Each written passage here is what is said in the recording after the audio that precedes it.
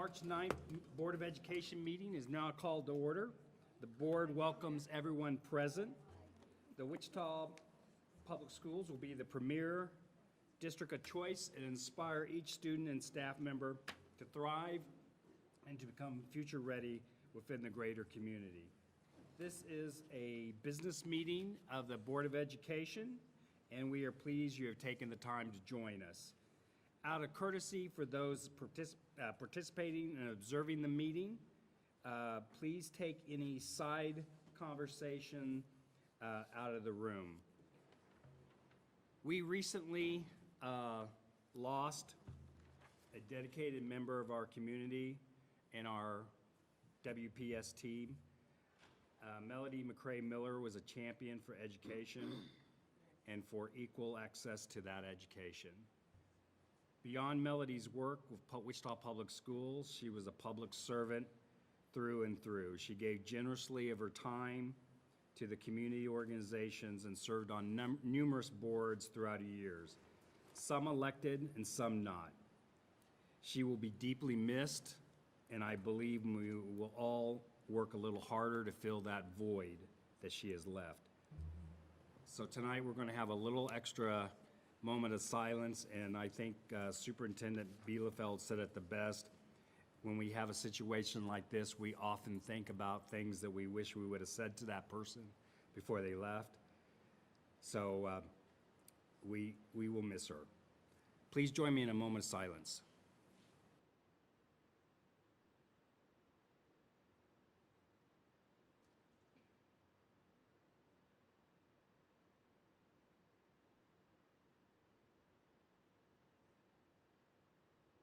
Thank you very much. Will you please rise for color guard led tonight by Northwest High School.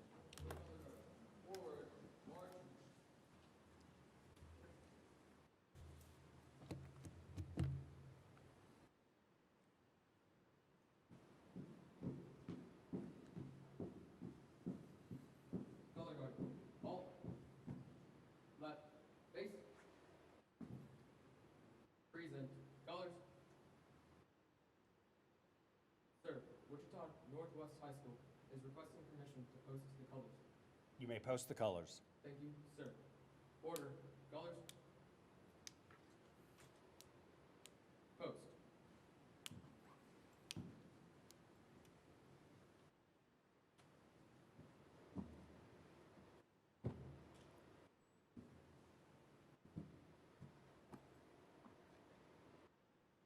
Ready? Post. Present. Arms. Please join me in reciting the Pledge of Allegiance. I pledge allegiance To the flag of the United States of America and to the republic for which it stands, one nation, under God, indivisible, with liberty and justice for all. Order. Arms. About. Base. Round of applause.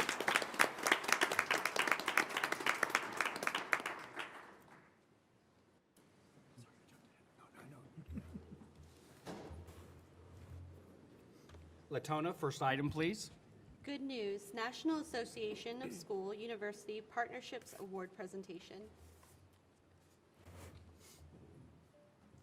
Good evening. I'm Holly Ingram, Assistant Superintendent of Learning Services, joined with Dr. Stitchcomb from Wichita State University College of Ed, and we also have Dean Friend here as well. Tonight, I'm honored to share news that reflects the very best of Wichita Public Schools and our community partnerships. Wichita Public Schools and Wichita State University College of Education has been selected as a recipient of the 2026 National Association of School University Partnerships Exemplary School University Partnership Award. That is a mouthful. In addition, one of our outstanding educators, Stacy Chestnut from East High School, has been named the recipient of the NASUP Exemplary Mentor Teacher Award. We also had an elementary PE teacher, DeMarla Martinez, nominated as well. These recognitions are national honors that affirm the work happening here in Wichita and represents a model for school-university collaboration across the country. Good evening. Again, Heidi Stinchcomb, Associate Dean in the College of Education. For more than 30 years, our partnership with Wichita Public Schools has been grounded in a simple but powerful belief, and that's that when schools and universities prepare educators together, it's the students that benefit. Each year, more than 450 Wichita State teacher candidates complete clinical experiences in Wichita Public Schools, and that's a lot of teachers helping prepare future teachers, so that's really awesome. These candidates learn alongside more than 200 mentor teachers and are supported by principals, instructional coaches, district leaders, and our university faculty who are all working together to support the development of future teachers.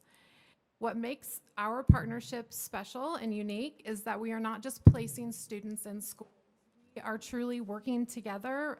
We share responsibility for preparing future shocker teachers. We collaborate in selecting mentor teachers and aligning our preparation with district instructional priorities, calibrating expectations for candidates, and continuously improving how we support new teachers entering the profession. For the College of Education at Wichita State, these experiences are the cornerstone of how we prepare educators. Our candidates learn in authentic classroom settings while receiving mentorship from outstanding, truly outstanding Wichita Public Schools teachers who model the craft of teaching every day. Perhaps most importantly, many of our future shocker teachers choose to begin their careers right here in Wichita Public Schools. Because they complete their preparation in partnership with district educators, they enter the profession already connected to the schools, to the students, to the community that they are going to serve. So in a time when districts across the nation face workforce shortages, school-university partnerships like ours, our exemplary partnership, help ensure a steady pipeline of well-prepared educators ready to contribute to Wichita classrooms. And that stability directly impacts student achievement, school culture, and long-term district success. So, turn it back. And here's one. You can see the award if you'd like to see it on display. So the second recognition we want to celebrate tonight highlights one of our most powerful elements of this partnership, mentorship. Stacy Chestnut, ELA teacher at East High School, has been named for the NASUP Exemplary Teacher, a national recognition for clinical educators who embody research-based coaching, reflective practice, and transformative mentorship. For more than a decade, she has co-planned and co-taught with teacher candidates, provide intentional and individualized feedback, modeled reflective practice, and built confidence and professional identity in our newest educators. Her former interns credit her with shaping their careers. One even went on to be named a Wichita Public Schools New Teacher of the Year. Even years later, former interns continue to reach out to Stacy for guidance. This recognition is not only about a university and our school district, it's about Wichita. It's about a community that believes in preparing great teachers is our public responsibility. It's about shared leadership with higher ed and pre-K-12 systems. It's about investing in people, because when we invest in teachers, we invest in the students of this community in Wichita. And when we invest in students, we're investing in the future of Wichita. So on behalf of Wichita Public Schools and Wichita State University, I just want to express gratitude to our Board of Education for continued support of strong educator preparation pathways, district leaders and principals and others who host and develop our future educators, to the mentor teachers who shape the profession, and to our partners at Wichita State University. This national recognition affirms the work that's happening in Wichita Public Schools, and more importantly, it affirms that our students are surrounded by a system committed to preparing and sustaining outstanding educators. Thank you.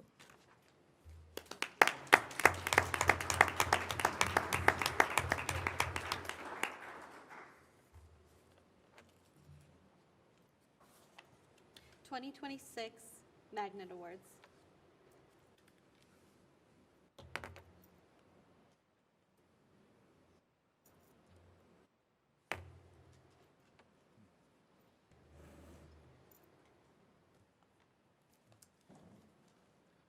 Good evening, Superintendent Bielfeld, President Reeser, and members of the board. My name is Jesse Millen. I work for the Magnet Department, and this is my a colleague.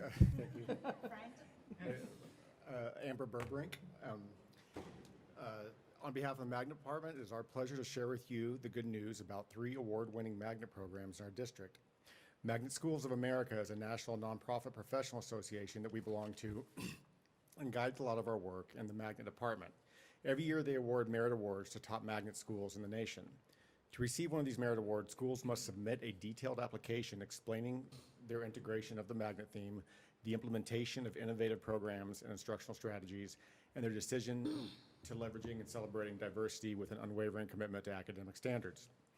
Magnet Schools of America has 5 major pillars which serve as a foundation for true magnet schools excellence, and also the work that we do with our 23 magnet schools.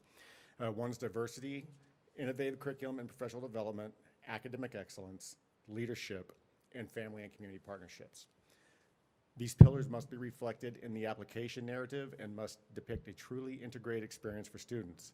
These schools are judged and scored on their demonstrated ability to decrease achievement disparity among demographic subgroups, promote racial and socioeconomic diversity, provide rigorous integrated curricula and instruction, and create strong family, community, and industry partnerships that enhance the school's magnet theme. And Amber is going to tell you about the 3 schools we have that won. So our first school we'd like to recognize tonight is Earhart Environmental Magnet. If you guys want to come on down, come on down. The National Merit School of Distinction for the 5th time. We're very proud of them. They've been a magnet school since 1977 and have an outstanding group of teachers that make their theme come alive for our students. Their Earth Day, ad-libbing here, but their Earth Day celebration is amazing. So you're all invited. Our second school is Mayberry Cultural Fine Arts Magnet. So they are receiving their 3rd merit award and is our only secondary magnet school to receive an award this year. So awesome job. And finally, we've got Riverside Leadership Magnet. Come on down. Is celebrating their very first ever Magnet Merit Award. Thrilled to welcome them to our award-winning family of magnet schools, and we are very excited to see the future of the students and staff at these schools.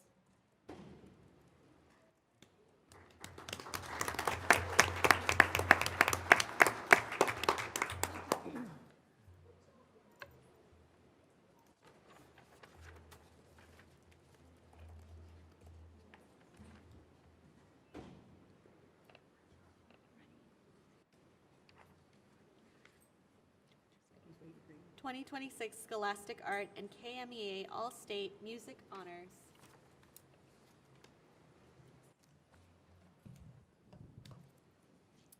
Good evening, everyone. I'm Sean Chastain, Executive Coordinator of Fine Arts, and I want to thank you for the opportunity to recognize our WPS 2026 Scholastic Art and KMEA All-State Award winners. And thanks to so many of you, along with district leaders, for joining us at tonight's 5 p.m. reception in their honor. For now, though, I invite everyone to please enjoy these digital images that highlight the remarkable talent and achievements of our WPS Fine Arts students. I'd like to start by recognizing our 51 WPS All-State student musicians who are selected to perform in the 2026 Kansas Music Educators Association, or KMEA, All-State Ensembles. All-state rehearsals and performances took place during the KMEA 2026 in-service workshop held February 26th, 28th at Wichita Century 2. WPS was represented across multiple All-State ensembles, including the All-State Full Orchestra, Jazz Ensemble, Middle School Choir, High School Mixed Choir, High School Treble Choir, String Orchestra, and High School 5A, 6A Band, which just rehearsed in this space. And as I shared in January, and it does bear repeating, that one of the highest honors any student musician can achieve is being selected to perform for members of KMEA. Such success only happens with many hours of dedicated students working hard and to those who support them. These All-Staters also represent 19 members of our exceptional WPS music education staff, 8 WPS high schools, and 3 middle schools, and along with our KMEA student parents and families, all are to be commended for their time and support of these student musicians inside and outside of the school day. Congratulations, KMEA All-State Music students. WPS is proud of each and every one of you. And now moving on to Scholastics, as our slideshow has. The Eastern Kansas Scholastic Art Awards showcases select artwork created by middle school and high school students from 70 Kansas counties. Participants, supported by their visual arts teachers and other community members, create and submit their best works of art, and each work is reviewed by a panel of art professionals for its originality, technical skill, and the emergence of personal vision. This year, out of 1,613 individual submissions, 509 student works were selected for the exhibition. Of those 509 selected works, an impressive 205 entries came from the Wichita Public Schools. Our award-winning work represents 131 high school student artists guided by 26 WPS visual arts instructors across 12 WPS buildings. Our district totals include 99 honorable mentions, 62 silver keys, 42 gold keys, and 2 American Vision Awards. So, for the third consecutive year, at least 40% of the Eastern Kansas Scholastic Award winners are from the Wichita Public Schools, and that statistic alone is truly worth celebrating. Last year, over $1.5 million in college scholarships were awarded, and we know we'll have many WPS offers coming. But for now, please join me in recognizing and thanking those Scholastic Award-winning students, teachers, parents, and families. And finally, many thanks to, once again, our Board of Education, building, and district leadership for once again supporting our annual WPS Scholastic Art and KMEA All-State Awards. These students are simply an extension of the student and staff's talent that you all support in our fine arts classrooms on a daily basis. Once again, Wichita Public Schools Fine Arts would like to thank everyone for tonight's opportunity to share our students with such a distinguished audience across our region and state. We are WPS proud to see our future-ready artists thriving in Scholastics and KMEA. Thank you.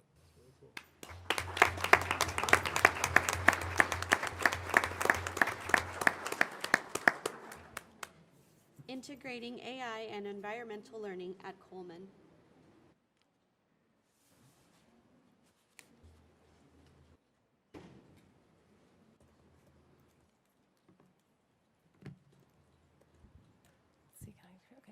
So good evening, my name is Caitlin Schonifer. I am the district's AI specialist, and tonight I am excited to introduce a video to you all that's going to highlight some of the work happening at Coleman Middle School through our AI grant with Education First. This grant has helped us explore how artificial intelligence and environmental magnet themes can be integrated into one to support teaching, learning, and innovation across our district. Before I share the video, I want to recognize the people who made this work possible. So first, we want to thank Principal of Coleman, Karen Waterman-Overgar. The amazing teachers at Truesdale, which not all of them are here, oh my gosh, Coleman. This is what happens, right? The amazing teachers at Coleman who help here. And they help support this innovation and have been willing to explore new tools and new ideas in their classroom. And work towards innovation and 21st century skills for students. So finally, this video was created by 2 outstanding Southeast students, another partnership that we fostered with this project. Our students are Jack Elliott and Jasmine Snyder. Through the guidance of their journalism teacher, Nathan Krishner, their work captures the story of this project and the impact that it has. So we would like to share that video with you guys.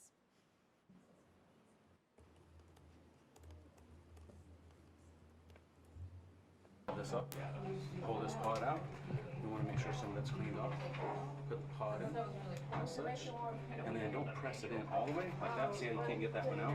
We have our grow towers here, and our grow towers are intended to use hydroponics and artificial lighting in order to grow plants within the classrooms for students to interact with. And what we are doing is we are using AI to figure out seamless ways to integrate the grow towers into the curriculum. But you want an even layer going across. My name is Caitlin Schonifer. I am the district's AI specialist, and I am in charge of effective, ethical, and productive integration of AI into school buildings as well as business operations. Waterman Overgaard is the principal at Coleman, and her goal is to have a grow tower in every classroom and every common space, not only to help with the integration of the magnet theme into every single classroom and content area, but also to benefit the students in ways of having that connection to nature in the classroom. And graphing of real-time data from the plants that we It have. might be difficult initially to say, okay, I'm teaching proportional relationships or ratios in math. How does a grow tower relate to that? So what the teachers do is they use the custom Copilot agent saying, here are my standards, here's what I'm teaching, so how can I meet the needs of all of my students while using a grow tower? We wanted it to be embedded throughout the entire school.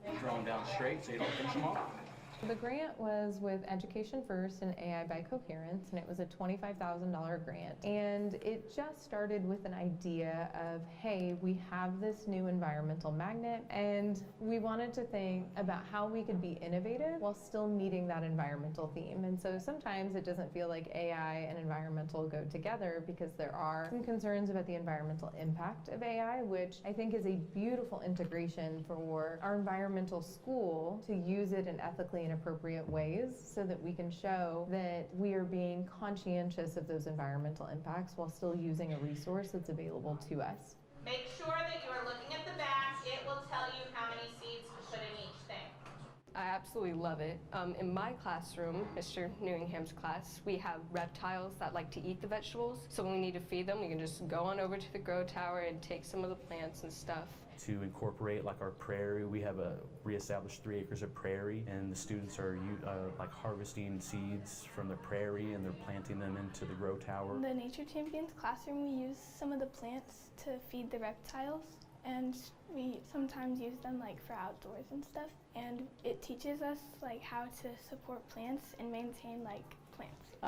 The kids that sit near it, they seem to love sitting near it. They'll ask me about the different plants that are growing, and they want to know which ones are edible, which ones aren't, and they just have a lot of fun trying to figure out what's what. It increases engagement with the students, and it's a thing that sparks curiosity with the students. They want to learn more about the different plants. They'll come over and snap off a piece of a leaf and taste it, and it's expanding their relationship with naturally grown food. And that's a healthy root ball, right? So We are very intentional about the integration of AI here at Coleman because, as we know, teachers are already inundated with tons of things that they have to accomplish. And so the last thing that we wanted to do was add one more thing to their plate. We were intentional in providing collaboration time, and we taught them how to effectively use the AI tool to help with their planning, to help with their differentiation, to help with the creation of engaging student experiences. There you go.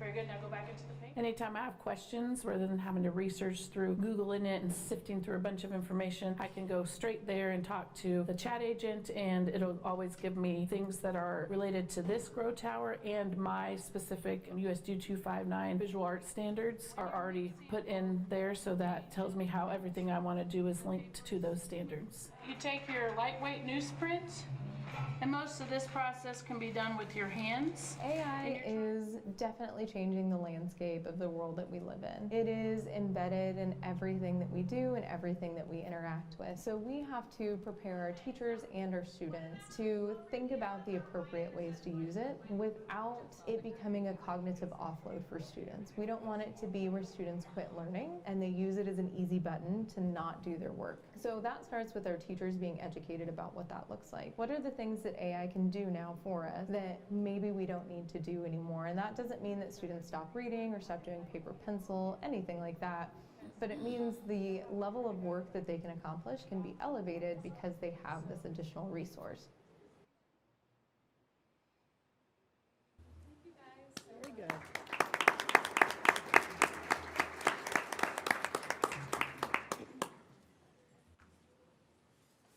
Ladonna, next item, please. United Teachers of Wichita.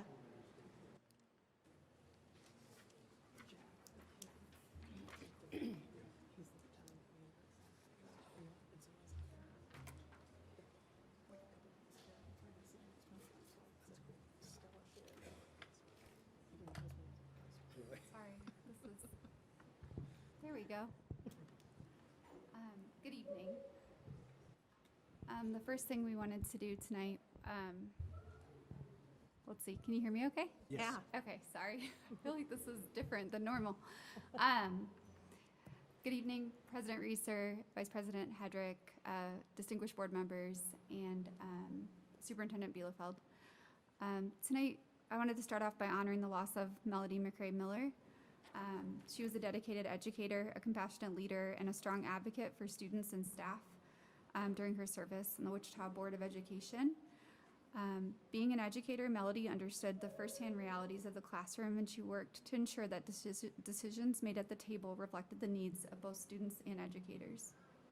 Her voice, her perspective, and her steady commitment to the public education will make a lasting impact on our district, and I know she will be deeply missed. So our condolences with all of you and her family, and we're really gonna miss her. So the next thing I wanted to bring up was last year during negotiations, class size was one of the issues that educators had hoped to address, and it was declined to be discussed. So the last meeting, I brought the board policy on class size, and so I was just going to share that again with everyone, and the request that you look at these numbers. Class size affects learning conditions, student achievement, and educator workload every single day. Katie, I'm sorry, I have to interrupt you.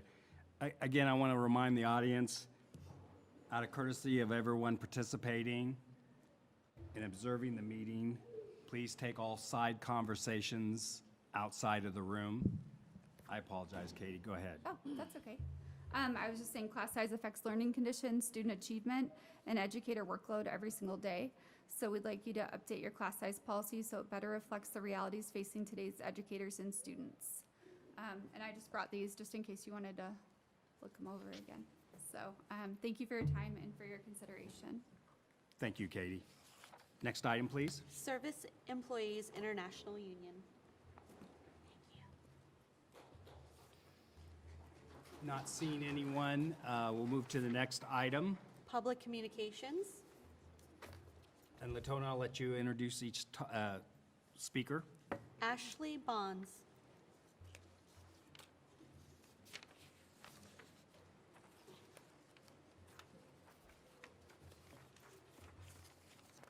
Before you, hang on one second.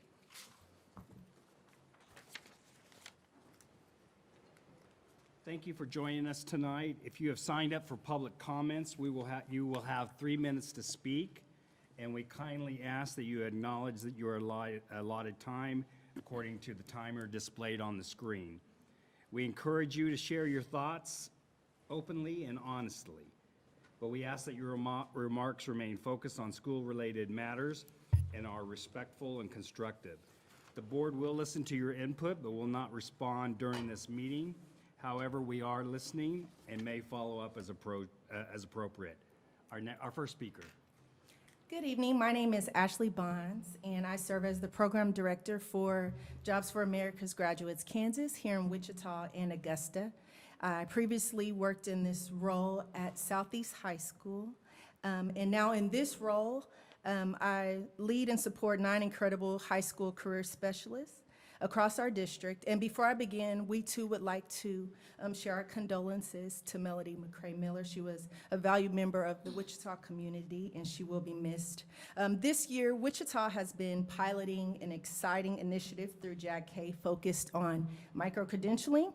These credentials allow students to complete more rigorous, skill-based, and verified digital badges with metadata that can be shared on platforms like LinkedIn and connect them directly with employers.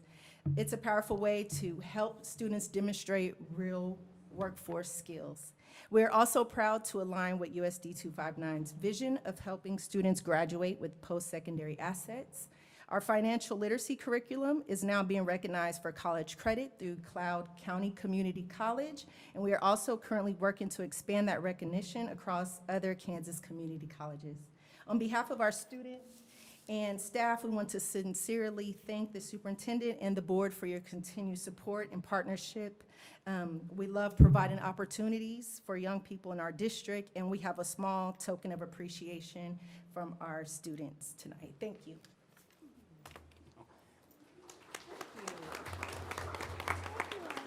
Thank you. Thank you.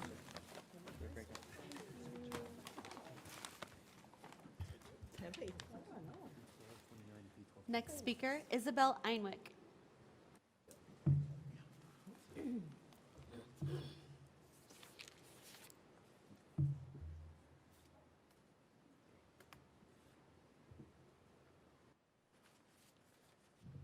Hello? Okay, is this thing on? Hello, my name is Isabel Einwick, and I am a senior at Wichita Northeast Magnet High School, and I currently hold the title for Junior Miss Wheelchair Kansas 2025.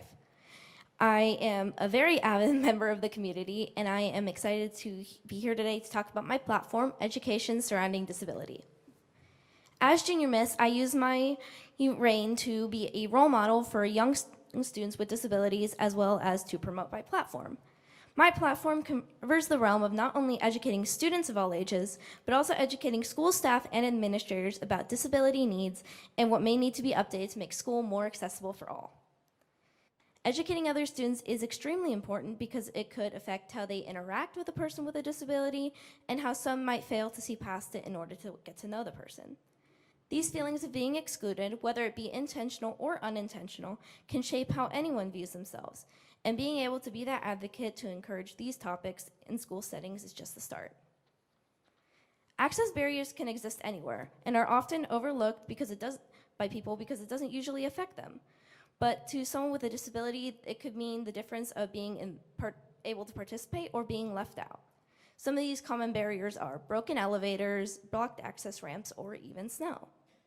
Something I have noticed throughout my years is how many buildings, whether they are newer or older, often have issues with elevator maintenance.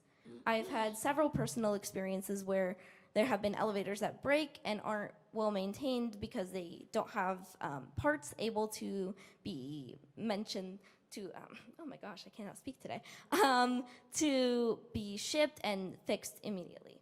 So through my teachers and the NEM administration, they have been very helpful about trying to minimize these problems, but these maintenance issues and about elevators can easily cause an access barrier for any student or staff member. Another concern can be snow, such as the snowfall that we had last January, due to sidewalks not being properly shoveled or snow being piled onto cutouts and ramps. This can cause many issues for wheelchair buses, users, and all students and staff. I am very thankful to have great teachers and administrators who have helped me contact maintenance and facilities teams to clear the snow. However, I do believe it could be helpful to have more training to learn to shovel the snow through the cutout ramps to make the safety issue as minimized as possible. I see I am running out of time, but I do have a few more things highlighted in the packet handed out beforehand, and I am very open to questions on the contact information listed below. Thank you so much for your time tonight. Thank you.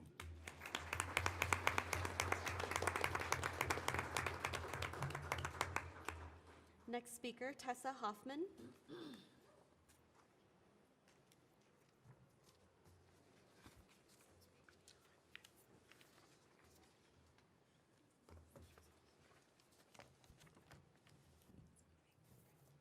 Good evening. My name is Tessa Hoffman. Several weeks ago, I had the opportunity to observe a workshop you all had regarding the Kansas Senate Bill number 281. This bill proposes a bell-to-bell ban on personal electronic communication devices, including student cell phones and smartphones, but of course does not come with funding for implementation. The bill also has ambiguity for implementation, like what it means for student devices to be securely stored during the school day. My largest takeaway from the workshop was how strongly you all felt about not tasking our teachers with policing this policy, and I wholeheartedly agree. However, the workshop also highlighted the discrepancy among you regarding the potential financial investment of securely storing student devices. As a current WPS parent to 3 students, I believe this bill and subsequent implementation is incredibly important to maximize its benefit for both students and teachers, because there are statistical benefits to both students and teachers when you remove student cell phones from the school day. And to keep teachers from having to police the policy, you must be willing to invest in the implementation for its full success. Student devices need to be fully inaccessible and securely stored outside of student backpacks and student lockers. Essentially, if you don't make student devices fully inaccessible, you automatically place teachers in a position where they will be forced to police the policy. You cultivate an environment where teachers will be further exhausted and where implementation will likely be inconsistent from teacher to teacher or from school to school. Unfortunately, Kansas is not ahead of the game in this area, and other school districts in other states have already done this and are already reaping the benefits. So whether we do outside of classroom all-day storage like the pencil pouches at Hardy Middle School in Washington, D.C., or like the manila envelopes at Dunbar High School in Dayton, Ohio, or do some other storage solution, I'm urging you to be willing to do whatever is necessary to implement this policy to its full potential. I believe the long-term positive outcomes will far surpass any initial cost, and I can't think, honestly, of a better way for WPS to help our students truly be future ready than to remove the biggest distraction that's ever existed in our school buildings. Just a few quick statistics. I'll say them really fast. Students check their phones an average of 100+ times a day, and every notification is a mental interruption that takes minutes to recover from each time. 72% of high school teachers report cell phones are a major distraction in the classroom, not just a minor nuisance. And students not using their phones during a class wrote down 62% more information and also scored a grade and a half higher on a multiple choice test. The last thing I want to say quickly after attending the workshop is that we do have a couple board members who are already passionate about this topic, and I would just urge you to listen to their input on this issue. Thank you for your time. Thank you. Next speaker, Rebecca Armstrong. Rebecca Armstrong. Next speaker, Trish Hellman.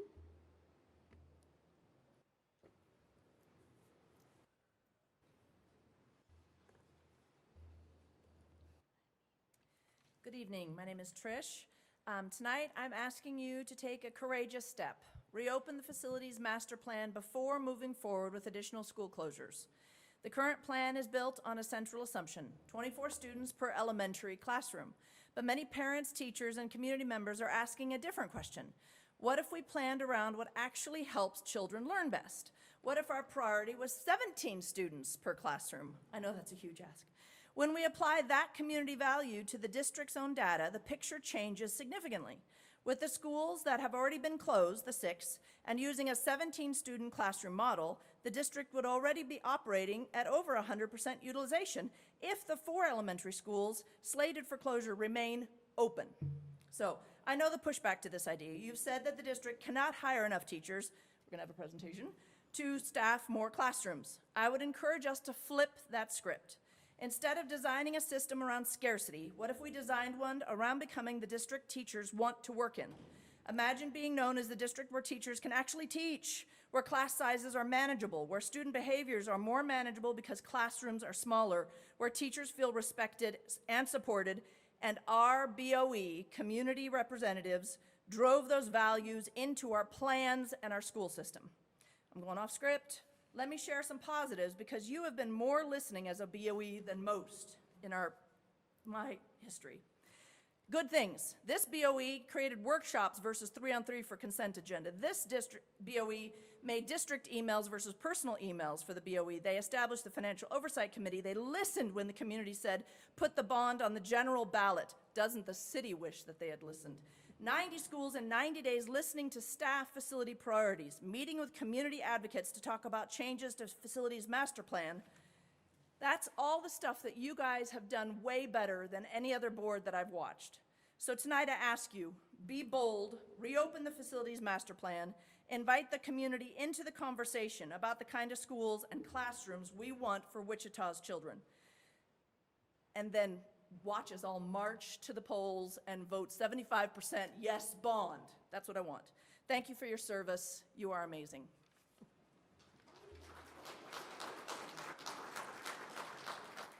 Next speaker, Amy Drott.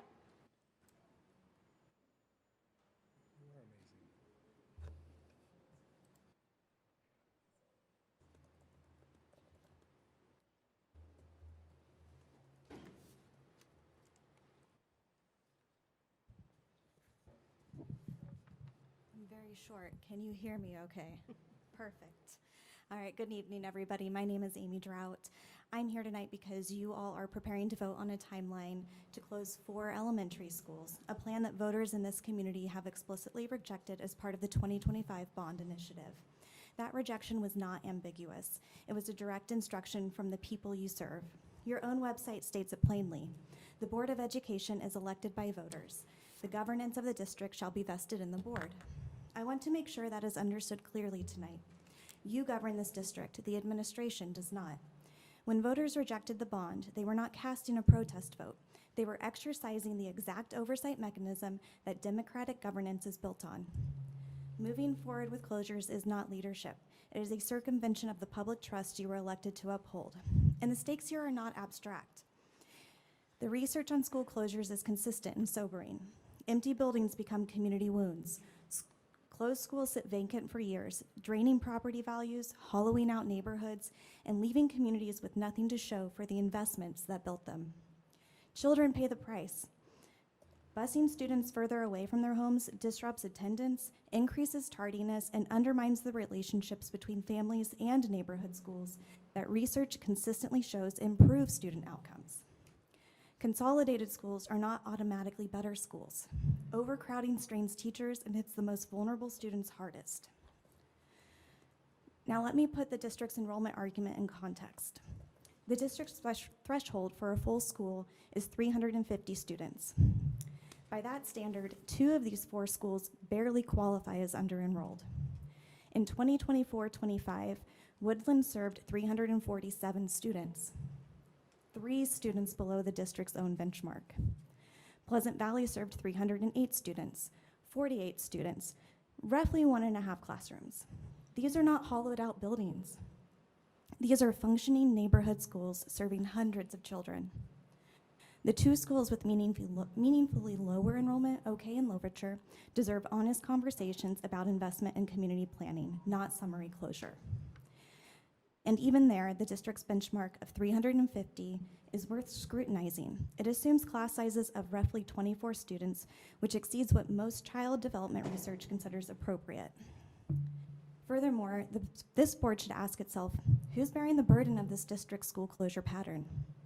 Each of these schools primarily serves Black and Hispanic children from low-income households, the exact breakdown that you each have been provided.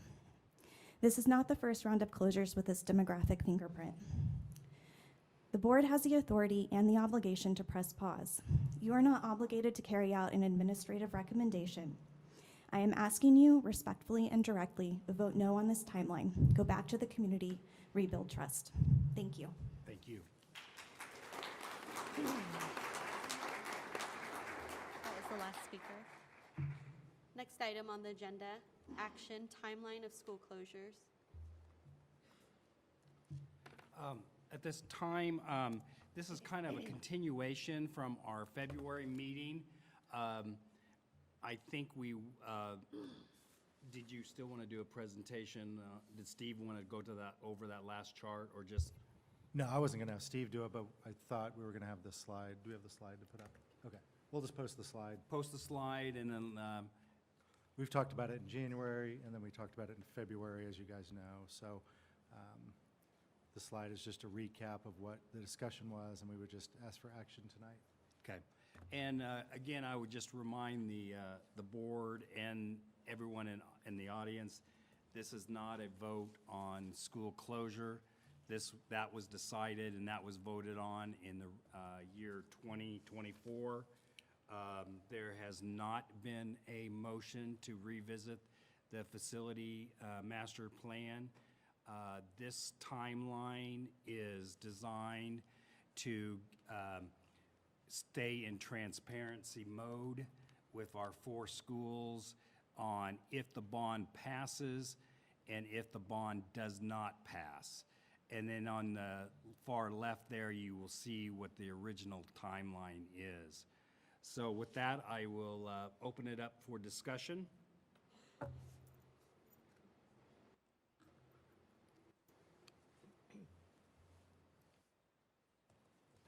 Amy Jensen?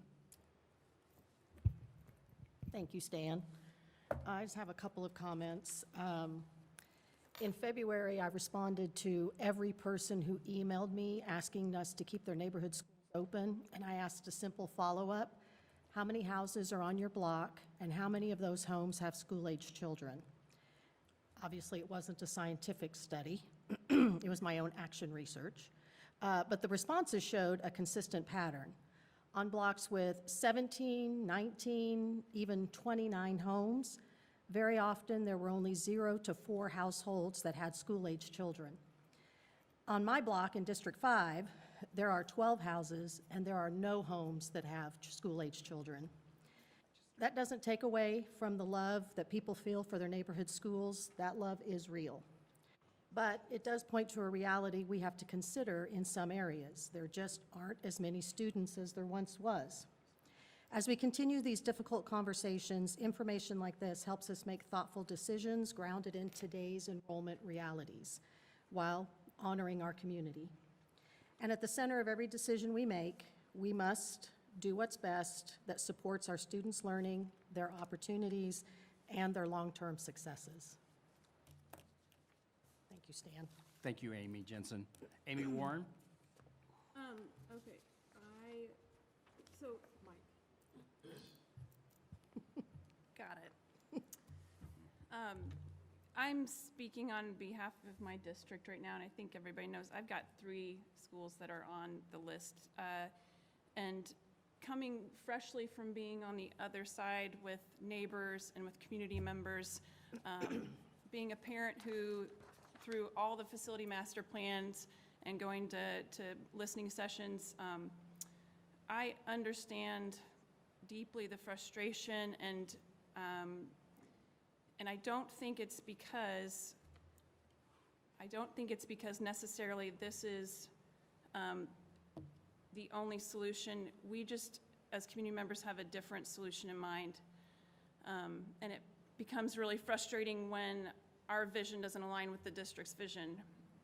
But I want to say, too, that I don't know that their vision is wrong. I think it's just a different solution than what many of us would want. And I do think that what I have heard clearly is that people want a chance to reopen the facility master plan.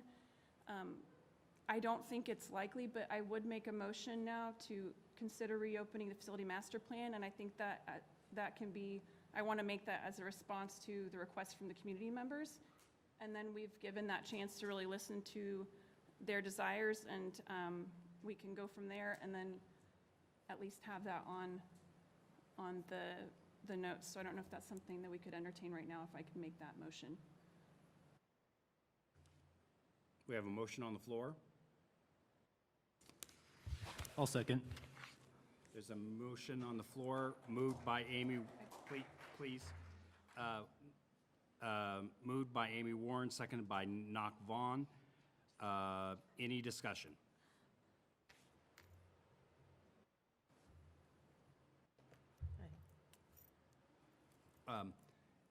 Let's see, go back. Amy Jensen? I'd like to share a perspective that comes from my experience as a career educator. I hold a bachelor's degree in secondary education and in English. I have a master's degree in teaching, and I spent 31 years in the classroom. Over those years, one of my biggest frustrations as a classroom teacher and an educator was having people who haven't been in the classroom since they were in high school tell me how to be a teacher. It's very frustrating. Serving on this board sometimes feels very similar when we ask the professional recommendations of our facilities staff and our district leadership regarding the facilities master plan. These are trained professionals. They study enrollment trends, they build the building conditions, the safety, the capacity, and the long-term needs in ways that most of us simply have no idea. We hired these professionals and we pay them very well because we trust their expertise. If we don't trust them to do the work that we've asked them to do, then I have to ask, why are they still working here? I believe in our staff. I believe in their professionalism, their experience, and their commitment to doing what's best for our district and for our students. And I believe we should respect and seriously consider the recommendations that they bring forward. Thank you. Amy Warren? Thank you, and thank you, Knock, for seconding that. So again, I want to reiterate that the reason I bring this up is not because I think that the current plan is not an option. I think it's well thought out. I think that the district has done a good job of trying to analyze different options, but I wanted to do that as a way to say that we hear the community members that have been coming and attending meetings, trying to do what they can, and I think it's really important that we bring that voice up. Should this not go through, I still would ask for everybody who shows up to continue supporting Wichita Public Schools and know that we need you to still be as invested right now, today, as you might be on the other side of a different vote that does not sit well. I guarantee nobody else up here wants to close schools, but we are trying to look for the best options for the students and the staff. And having been in all the buildings that are on the closure list, I do think we've got something better that we can offer a lot of our students that are in those structures. And so just please stay with us and keep giving feedback so that we can hopefully marry those visions together better as we move forward in the future. Thank you, Amy. Yeah. I just want to say that, you know, one of the biggest problems with this motion is the list that you see before us on the timeline we're going to vote on. Those 4 schools would be replaced with another group of schools. And that, I think what this motion does is it's going to pit school communities versus school communities. So I'll be voting against that motion. But I think it's important to understand that these school closures were not driven by, have not been driven by just one factor. We look at employment trends, enrollment trends, facility conditions, staffing reality, and being able to deliver support services that our teachers told us they needed after COVID was over. So the facility master plan was developed with the most objective way possible. As far as I can tell, there was no politics done behind the scenes, which is, I think, is a great credit to our staff. It was done in a very clinical, straightforward way. So I'll be voting against the motion. We have a motion on the floor. Any other discussion? If not, you may vote. Can we do a manual vote, hand raising? Do you, We need to. we do not want to use this? No. Okay. All those in favor of the motion, raise your hand. All those opposed to the motion, raise your hand. Motion fails 2-4. Amy Warren, Knock Vaughn voting aye. Diane Albert, Stan Reeser, Julie Hedrick, and Amy Jensen voting nay. With that, I will make a motion to go ahead and approve the timeline that was before us in January and February and was up there 5 minutes ago. Any discussion? Can you put the slide back up?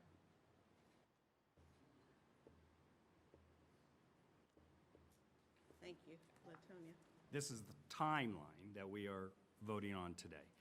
A motion by Stan to approve the timeline. Is there a second? I'll second. Moved by Stan, seconded by Diane. Discussion?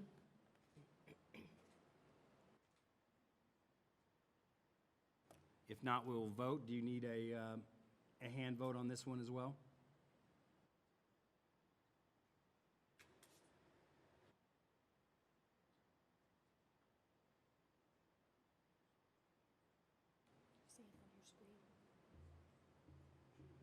Let's try the electronic voting. I was going to display it, but I think since this one is already preloaded, it should work. Okay.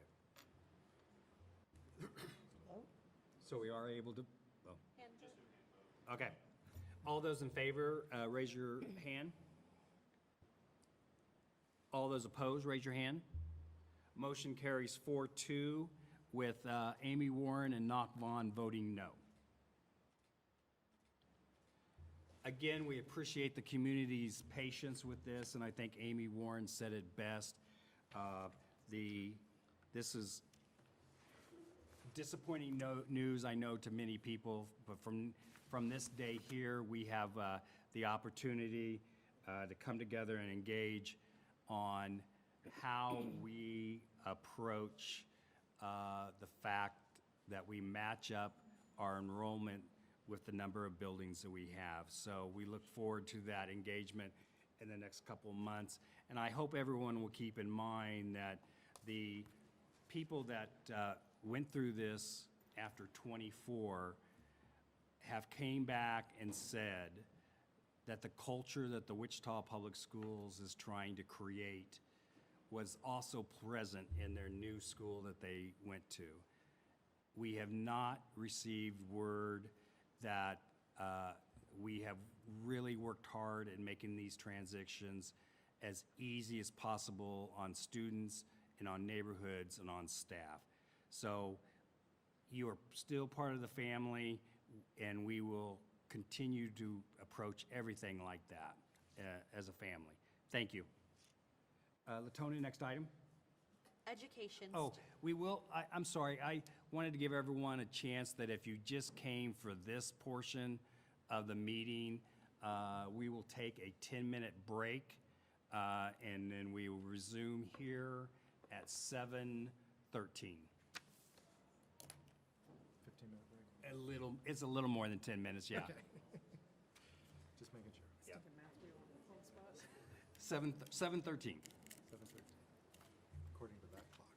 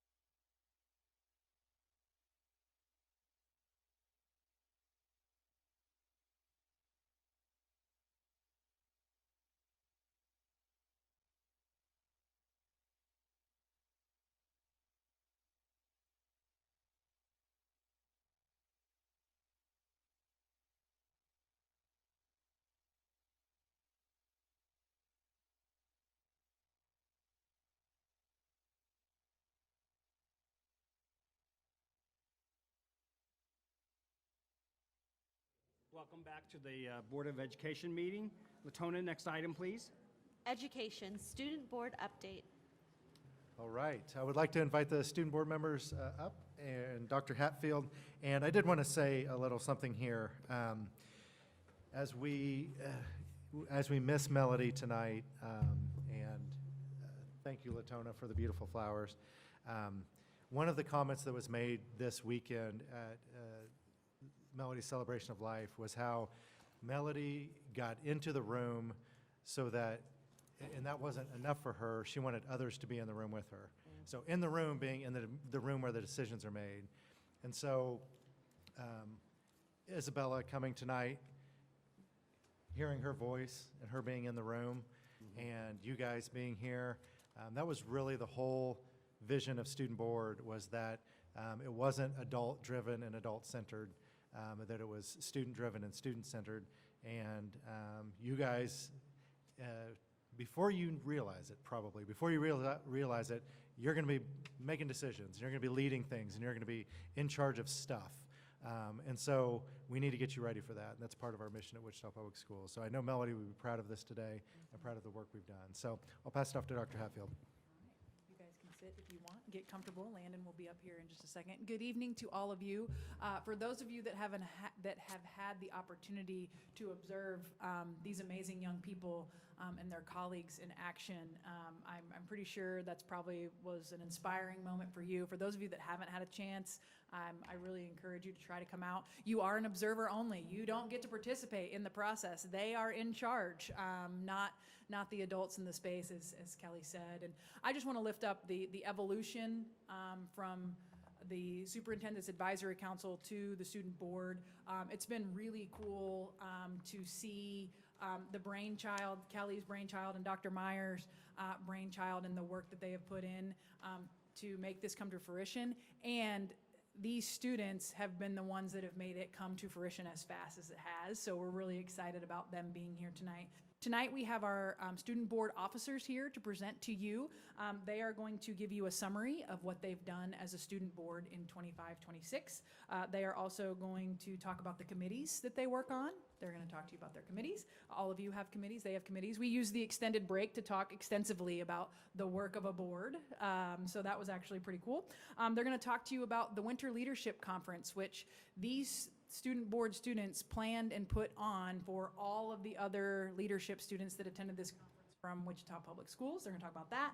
And then they're going to talk about what's next for the student board. So with you tonight, we have Student Board President Landon Hochschild, who's behind me. We have the Student Board Vice President Jeremiah Olgeen, who's over here, and the Student Board Secretary Kimora Potter, and they have some great information for you this evening. Well, thank you. Good evening, everybody. Like she said, my name is Landon Hochschild, and we are the student board. And so you're probably like, who are these people? You know, what are they doing here? And so the next slide actually gives you a perfect example of who we are.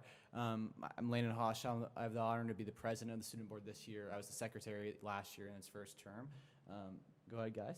Good evening, board. I'm Jeremiah Olgeen, the vice president. I'm very fortunate to be able to have gotten elected, and I'm very proud representative of my school. I just noticed there's a little bit of a tiny typo. I represent South High School.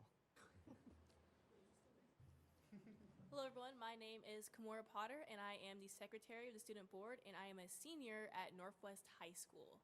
And we also have a few others on our board here. If you guys want to stand up and show yourselves. Segue there, you see Sophie in the middle. If you want to go back to that slide before, Sophie leads one of our committees. We have 3 committees this year. She leads our drug committee that kind of attacks problems in the schools, specifically vaping and smoking. We'll talk about that in a little bit. Zane couldn't be here today. He's actually working, so is Lily, but they lead their own committees too. They were elected, fully democratic process, and so it's awesome. It's a cool opportunity. And so we actually were at Miss Lily Wu's State of the City last night, and then we had a board there.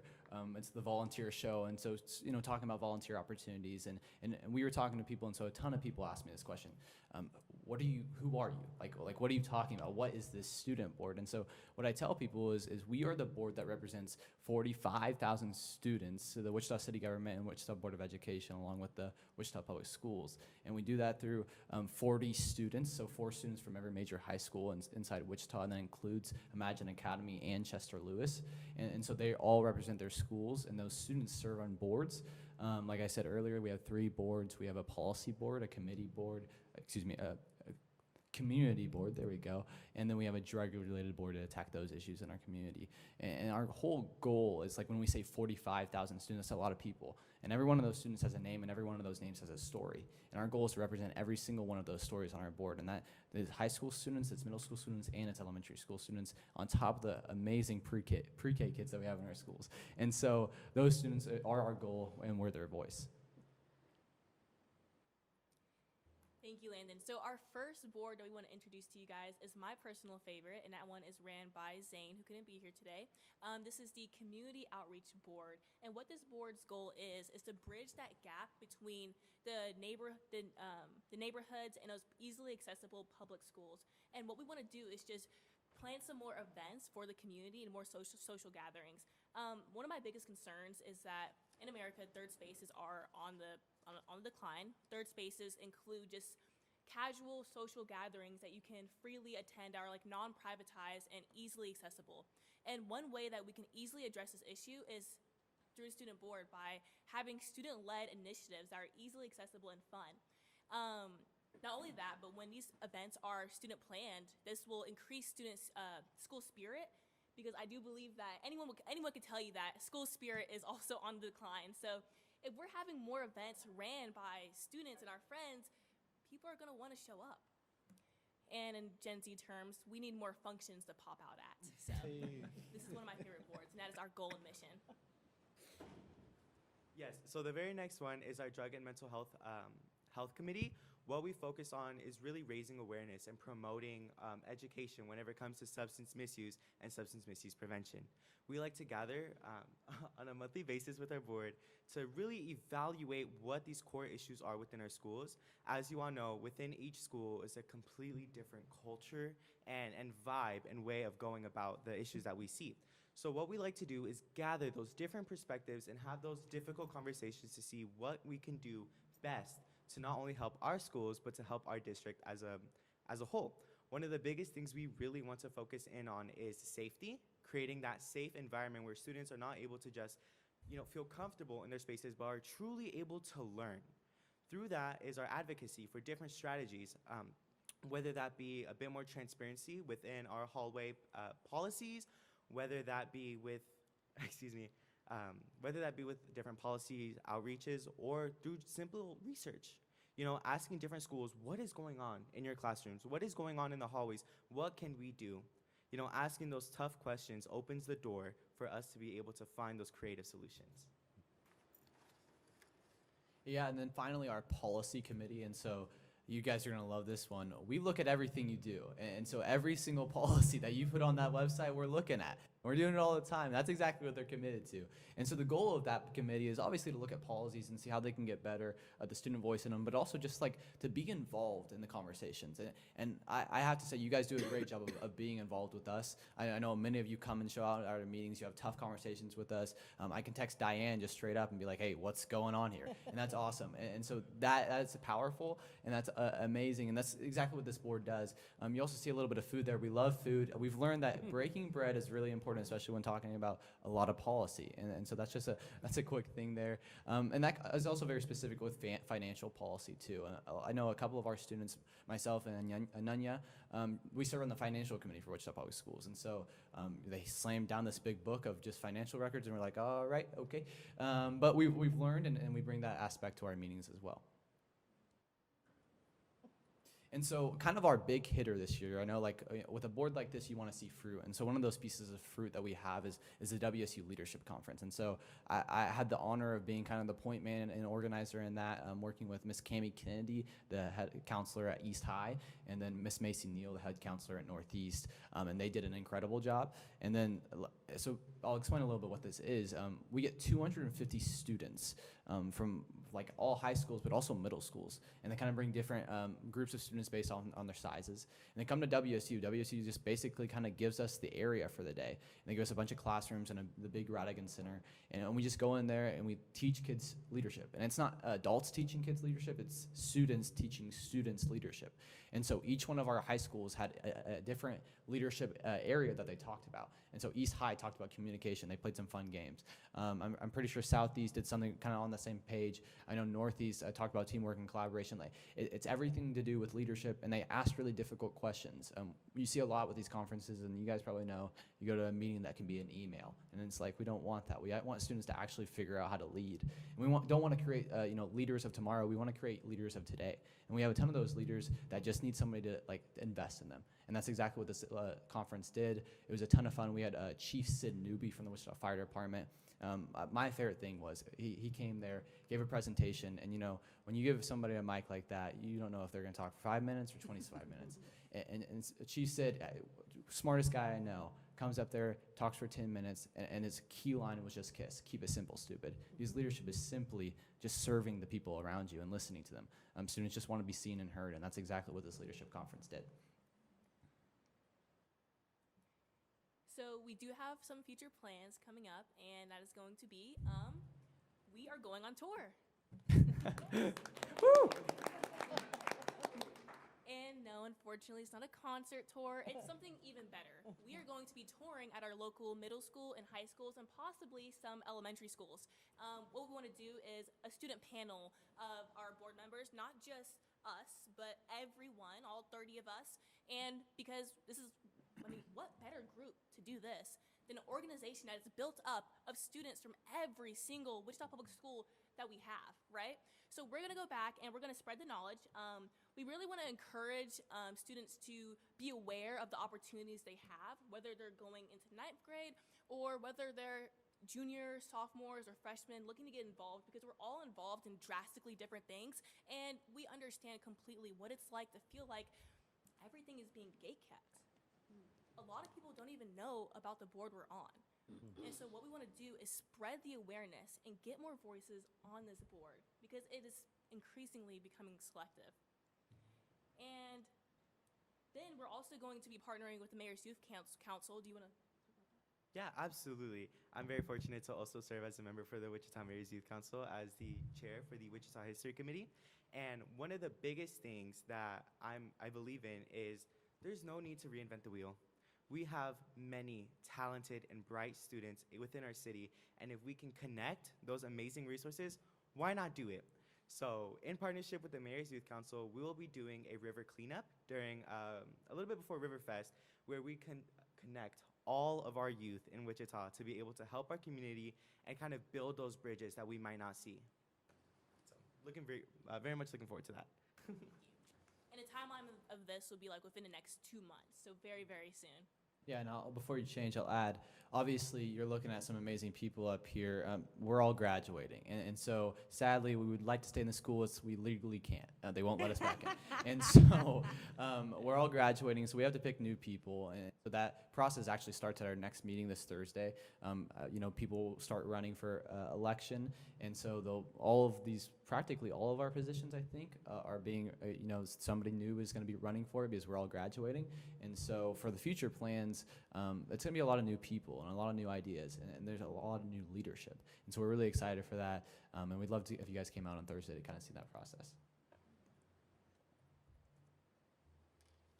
Yeah, and so kind of we want to summarize today two big, simple words is just thank you. And I know you guys probably don't hear it enough, right? You guys do a difficult job, and we just want to say thank you. You show out consistently. We love your support. We love seeing you guys everywhere. We love hard conversations. We love the easy conversations. We love being able to laugh.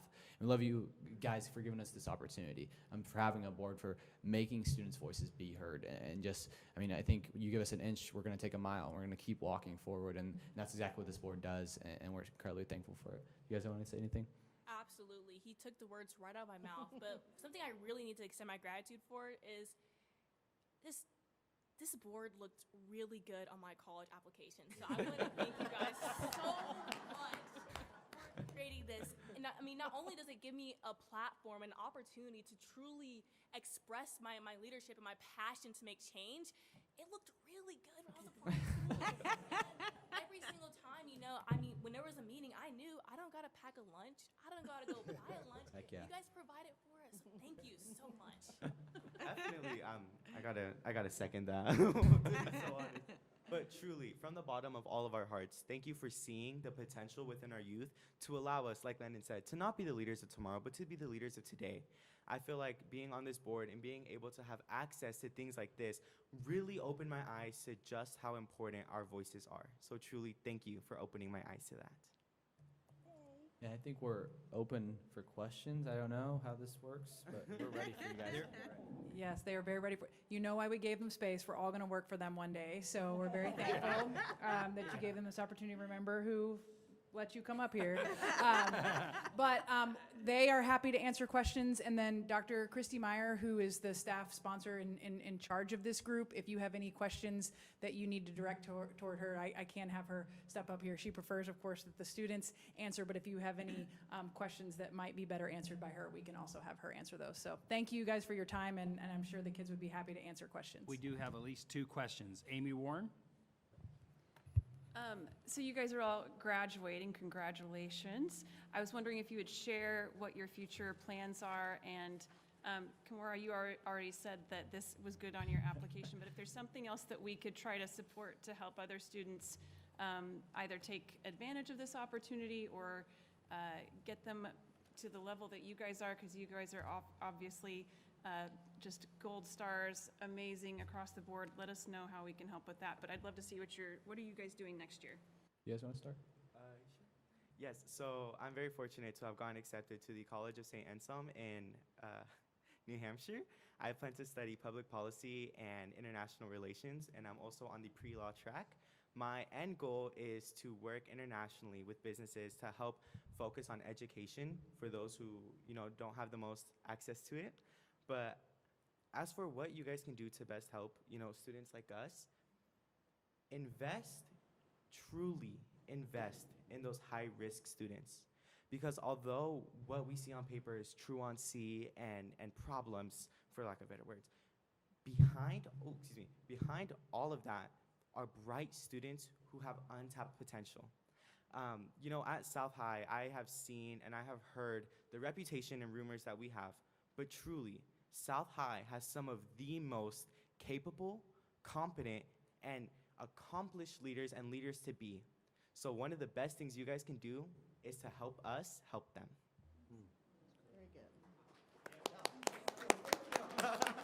Amy, you have to follow that now, so go ahead. I don't know if I could top that, but I'm going to be going to Rice University in Houston, Texas, and I did get a full ride scholarship. Yes, you did. Yeah. That pays for housing, food, travel, and even like a little bit extra, And I'm not gonna gatekeep what scholarship I got. I got the Quest Bridge Scholarship. Remember that. Tell everyone you guys know. I've been working my butt off, giving presentations at school to all the freshmen, to all the juniors, to all the sophomores. But unfortunately, the same response I keep getting is, oh, I'm not good enough for that scholarship, or oh, I'm scared of rejection. So I want to share one of the biggest lessons I learned from this very competitive college application season. And that is, don't be afraid of rejection. Put your name in every single hat there is. I applied to 20 schools, and I got rejected by more than half. I didn't get the Coca-Cola scholarship, I didn't get the Rudd scholarship, and I didn't get the Gates scholarship. But Questbridge gave me a chance because I did not give up. And now I have a full ride to a top 20 university in the nation. So please, next time any of you guys feel like not trying something because you're scared of rejection or you feel like you're not good enough, think again, because you are. Now I have to follow that, so thank you. I plan to go to KU in the fall and study business management, and I'm proud to be a Timothy O'Shaughnessy Scholar. I just got that award earlier, 2 weeks ago now, and so advice for you, I was talking to my mom about this. Obviously, I have a lot of cool opportunities to wear suits, and every time I put on a suit, my mom fixes my collar. And so it's kind of an illustration, but like she shows up just for the small thing every single time. And I know she's always going to fix the color, right? Until I have to go to KU, and then I'm going to put her on FaceTime, and she's going to have to fix the color. But what I think is valuable for you is just continue showing up for our students. The new leaderships that's going to walk into these doors, especially for student board, they like, you don't know how many students are like, oh my gosh, I just met, Knock, or I just met Diane, or I met these people, I'm on a first name basis with them, oh my gosh, right? And they meet Miss Wu and all this stuff, and they think these people are so far out, but they're really just a text away. And so making that prevalent to students so they know that, like, you guys are right here, and that you're accessible, because I know you are, and that's your whole job, and you live for that kind of stuff. And I just want those students to be able to know that. And so, there you go. Thank you. Knock? Yeah, just wanted to say thank you, Kelly. Thank you, Lauren, and thank you, Chrissy.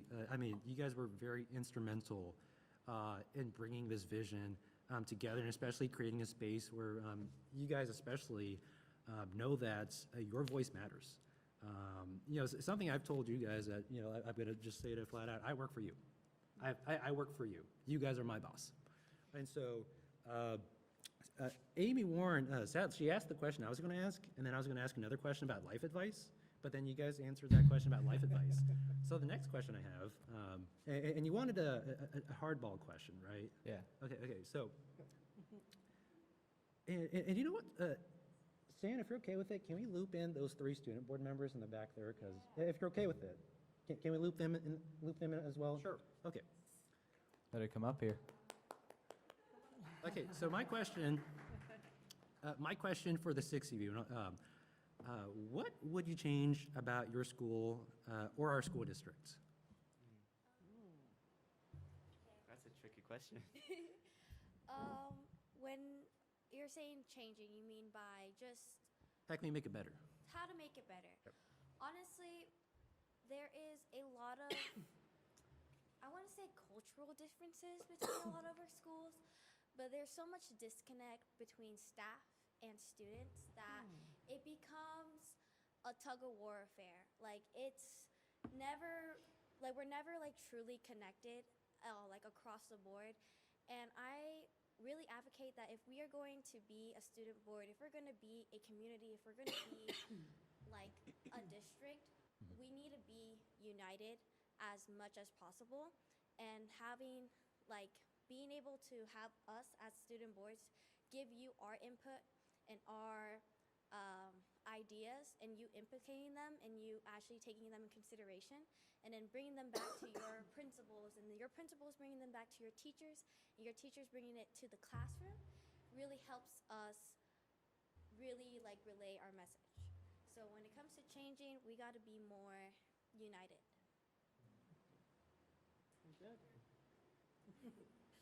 So this is going to sound kind of far-fetched, but my best response to this question is to completely flip the perspective we have of guidance counselors. I can't speak for all the schools, obviously, but at South, we have 2 types of counselors. Well, 3, but I'll just focus on 2. And those are our college and career counselor and our academic counselor. And the thing about our academic counselor is they are responsible for creating the schedules for all 1,600 students. They're responsible for the mental health upkeep of 1,600 students, academic success of 1,600 students, and so on. But the problem with that is that's not humanly possible. No one person can ensure that 1,600 adolescent kids are, at their best all the time. So what I ask is to shift the perspective of what a guidance counselor is and possibly introduce mentors within USD 259. Programs like Big Brother, Big Sister, and things of the sort are great opportunities for you to connect with direct leaders who can help mold them into who they are meant to be. Whenever I was going through these problems, and I'm gonna be honest, I may look polished now, but I was a mess 3 years ago. Whenever people ask, Jeremiah, what happened? Because 3 years ago, I would not even be able to make eye contact with you guys. I tell them I was given the chance to be put to a higher standard. And because of that, I elevated, and now I'm able to do things like this and travel across the country and speak. What kind of 18-year-old gets invited across the country to speak? That's crazy. But I digress. That all happened because I had the help of mentors. So one thing I would change is not just having counselors, but having that mentor, having that person to fix your collar. Yeah, that's it. Just shifting that perspective. You guys have anything you want to add? Sophie? I would want to say that one way that we can specifically reach out to others in our society is to, first off, take a look at yourself. I want each individual student to take a deeper look at, just not as all of us united, but personally when you start in the inside of yourself, how everyone around you gets influenced from that. So say, for example, something as simple as kindness, in my opinion. I think that goes a long way to reach out to others to see that you're there and that you care for others. So I go to East High, biggest high school in Kansas. Okay.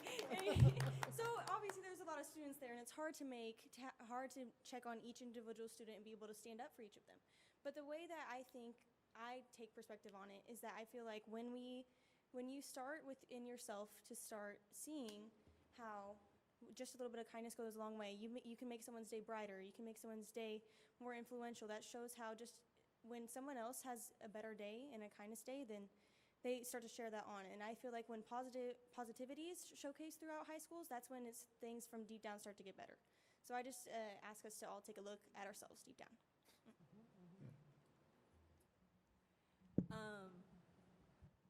During public comments, someone came up here and gave a beautiful speech on why there should be a permanent, like a complete cell phone ban. And I don't want to sound like a teacher's pet. I don't want to sound like a goody two-shoes, but I would really love for there to be a real phone ban in the classrooms. The reason why is I mean, I feel as though me and many others definitely suffer from a cell phone addiction. I 100% suffer from a cell phone addiction. How about I actually pull up my screen time right now for all of you guys? I turned it on last week because I realized I have so much time, but I'm not getting anything done. And I figured maybe it's my phone. I feel like if I'm using it in 30-minute increments, like, oh, I'm being productive, you know, I'm not on it for a whole hour. But when you're doing 30 minutes every single hour, that is an addiction. So let me pull up my screen time for you guys. Because I'm not the only one. I'm not the only one. All of my friends are online constantly. They answer all my reels. Okay,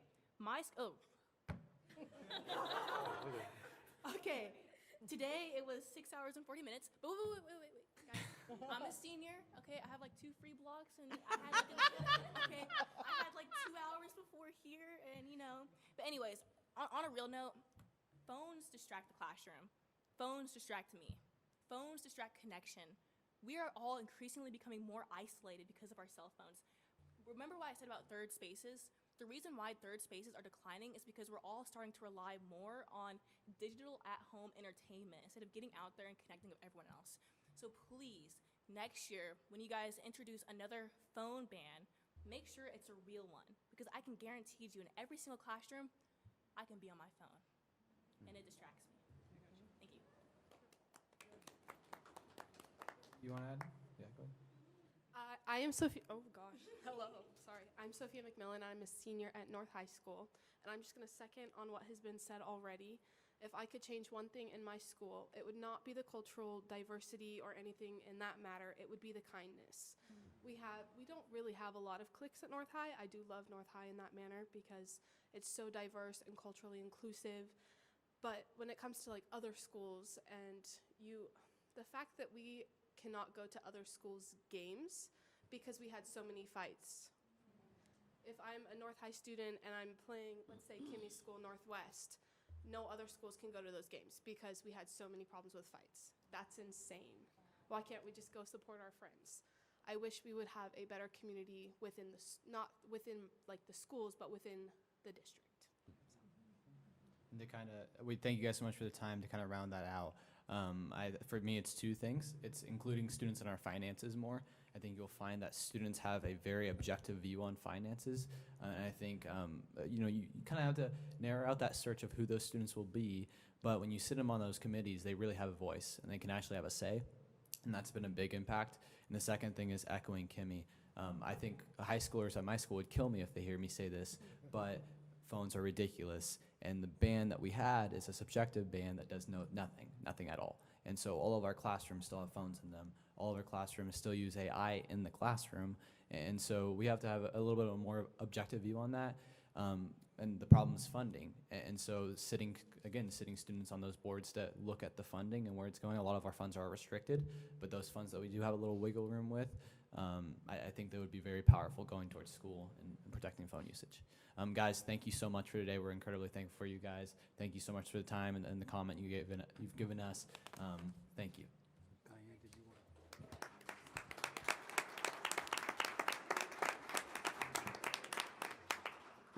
Thank you so much. Next up, Next item. accreditation update. Well, that's a little hard to follow, but if there's anything almost as good as accreditation. No, but seriously, thank you, Holly, for being here tonight. One of the takeaways I hope we have from tonight is that we do accreditation all the time. Our strategic plan is accreditation, and our accreditation is our strategic plan. So we don't talk about it using the state's language probably enough. And I know you all go out to KSB events or KSDE events, and I don't want you to feel unequipped to be able to say, yeah, we're doing that. So we're doing great things. We have a lot to update, and we had a cool experience with our accreditation visit, so I'll pass it off to Holly, and she'll take it from there. Flying solo tonight, I guess. Yeah. I would like to say next time, let's not have this follow the student board, but I do think it's a great connection to hearing about what their plans are, because while that is the meat and potatoes of what's most important, we can't graduate students without accreditation for them to go on and do the things that they're doing. So as an educator, I want to take an opportunity to tell you what KESA stands for. We use a lot of acronyms in Wichita Public Schools, and we use a lot of acronyms in the larger public school system. So you'll hear us talk about KESA accreditation or KESA 2.0 or things like that. So that is the Kansas Education Systems Accreditation. So that acronym is around accreditation and school improvement. So what I hope you walk away with, I'll start with this and end with this, that our Wichita Public Schools KESA School Improvement Plan for accreditation is aligned to our strategic plan goals and focuses on language comprehension and vocabulary instruction. So again, I'm going to talk through a lot of things, but if there's one thing I want you to be able to say or understand, it would be that key statement right there. So as Kelly said, this does really connect to other things. As you know, we have the Kansas State Board of Education outcomes. I provided you with our district accountability report that is posted on our district website, but you can see kind of where we are performing on those key state board outcomes: graduation rate, state assessments, post-secondary effectiveness, things like that. So is there a metric on everything? Not necessarily, but these are the main ones that are seen. So the state sets the state board outcomes. Then we have the KESA action plan, which is our accreditation plan, which funnels into our strategic plan goals, which then goes into school improvement process and down to the building goals and lead measures in our district. So just want to put that thread for you. We talk through a lot of things throughout the year related to data, graduation, screeners, state assessments, but just want you to hopefully see how it all comes together. So why does it matter? As I mentioned, we want students to be able to graduate from an accredited institution in their high schools of Wichita Public Schools. Additionally, it's required by state law. As a public school, in order to receive public funds, we must be accredited. It then protects that funding. It validates the diploma that all of these fine students are going to earn later in May, and ensures educational quality and accountability. We don't want to have school over here that is less of an education to school over here. So this ensures that equality across our system. So a little bit of a timeline for you. So you heard me say KESA 1.0, KESA 2.0. So this is a new process starting last year that the State Board of Education approved. So last year was kind of the beginning of this different process. You have maybe heard of these 5-year cycles in the previous accreditation. 5-year cycles are no longer a thing. Accreditation is an ongoing process of school improvement. So what are we doing from year to year?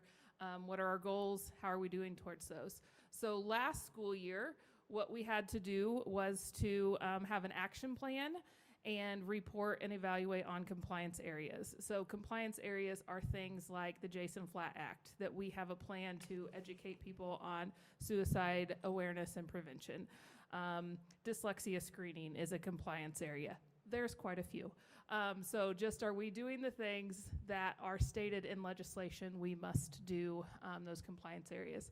And then we submitted an action plan that had to be aligned to the school improvement process. Our plan last year was approved. This year, where are we at? So again, we report on compliance areas. So far, they're all good to go. We haven't heard of any that we need to check on. And then this spring, we will finalize our action plan, and then I'll tell you a little bit more about this later. They give us feedback on how did we do from last year's action plan to this year on implementation of those steps. So did we do what we said we intended to do, and what feedback is there? And then you can see moving into next year, then that student outcomes piece will be evaluated. So they have set standards for graduation rate. You heard Dr. Hatfield talk about some different graduation rates between federal and state, and now there's going to be a KESA graduation rate. So we're just going to get to track lots of metrics, as well as state assessments and things like that. So we'll begin to be evaluated on our improvement in those areas as we move forward. So what does this really mean, and who's responsible for what? So as a system, that's the first circle, we must engage in this process and report on the things we need to report, check the compliance areas, submit our plan, do our plan, see how it worked. KSDE then analyzes that information and would present to the ARC, which means the Accreditation Review Committee, when a system might not be meeting one of the standards, either in student outcomes, in our action plan, or in compliance. And I'll show you a little bit more on that in the next slide. And then ultimately, the Kansas State Board of Education determines accreditation. So that ARC, that Accreditation Review Committee, would then make a recommendation to the State Board of Ed if a district is not meeting and needs additional follow-up. So what are the options? Fully accredited, accredited with conditions, or not accredited. So what might that look like? This is a lot of information, not going to read it all to you. But what could happen if we didn't meet the standard in one of those areas? Compliance, school improvement, or outcomes.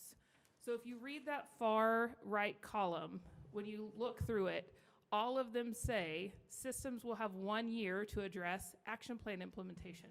Systems will have 1 year to work towards compliance. Systems will have 1 year to address data. So we would report if we didn't meet whatever standard we needed to meet in one of those 3 areas. We then submit a plan. How are we going to adjust and fix that? So those are what those conditions may look like depending on what we didn't meet. Holly, could you turn this screen back on, the one in front of us? I don't know how to do that. It said it was on standby.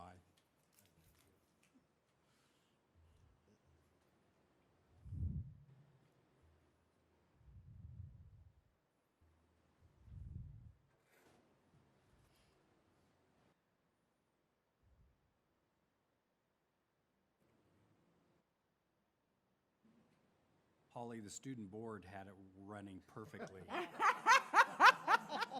Our system is not accredited in this room. Sorry, I should have said that on the There we go. microphone. Thank you.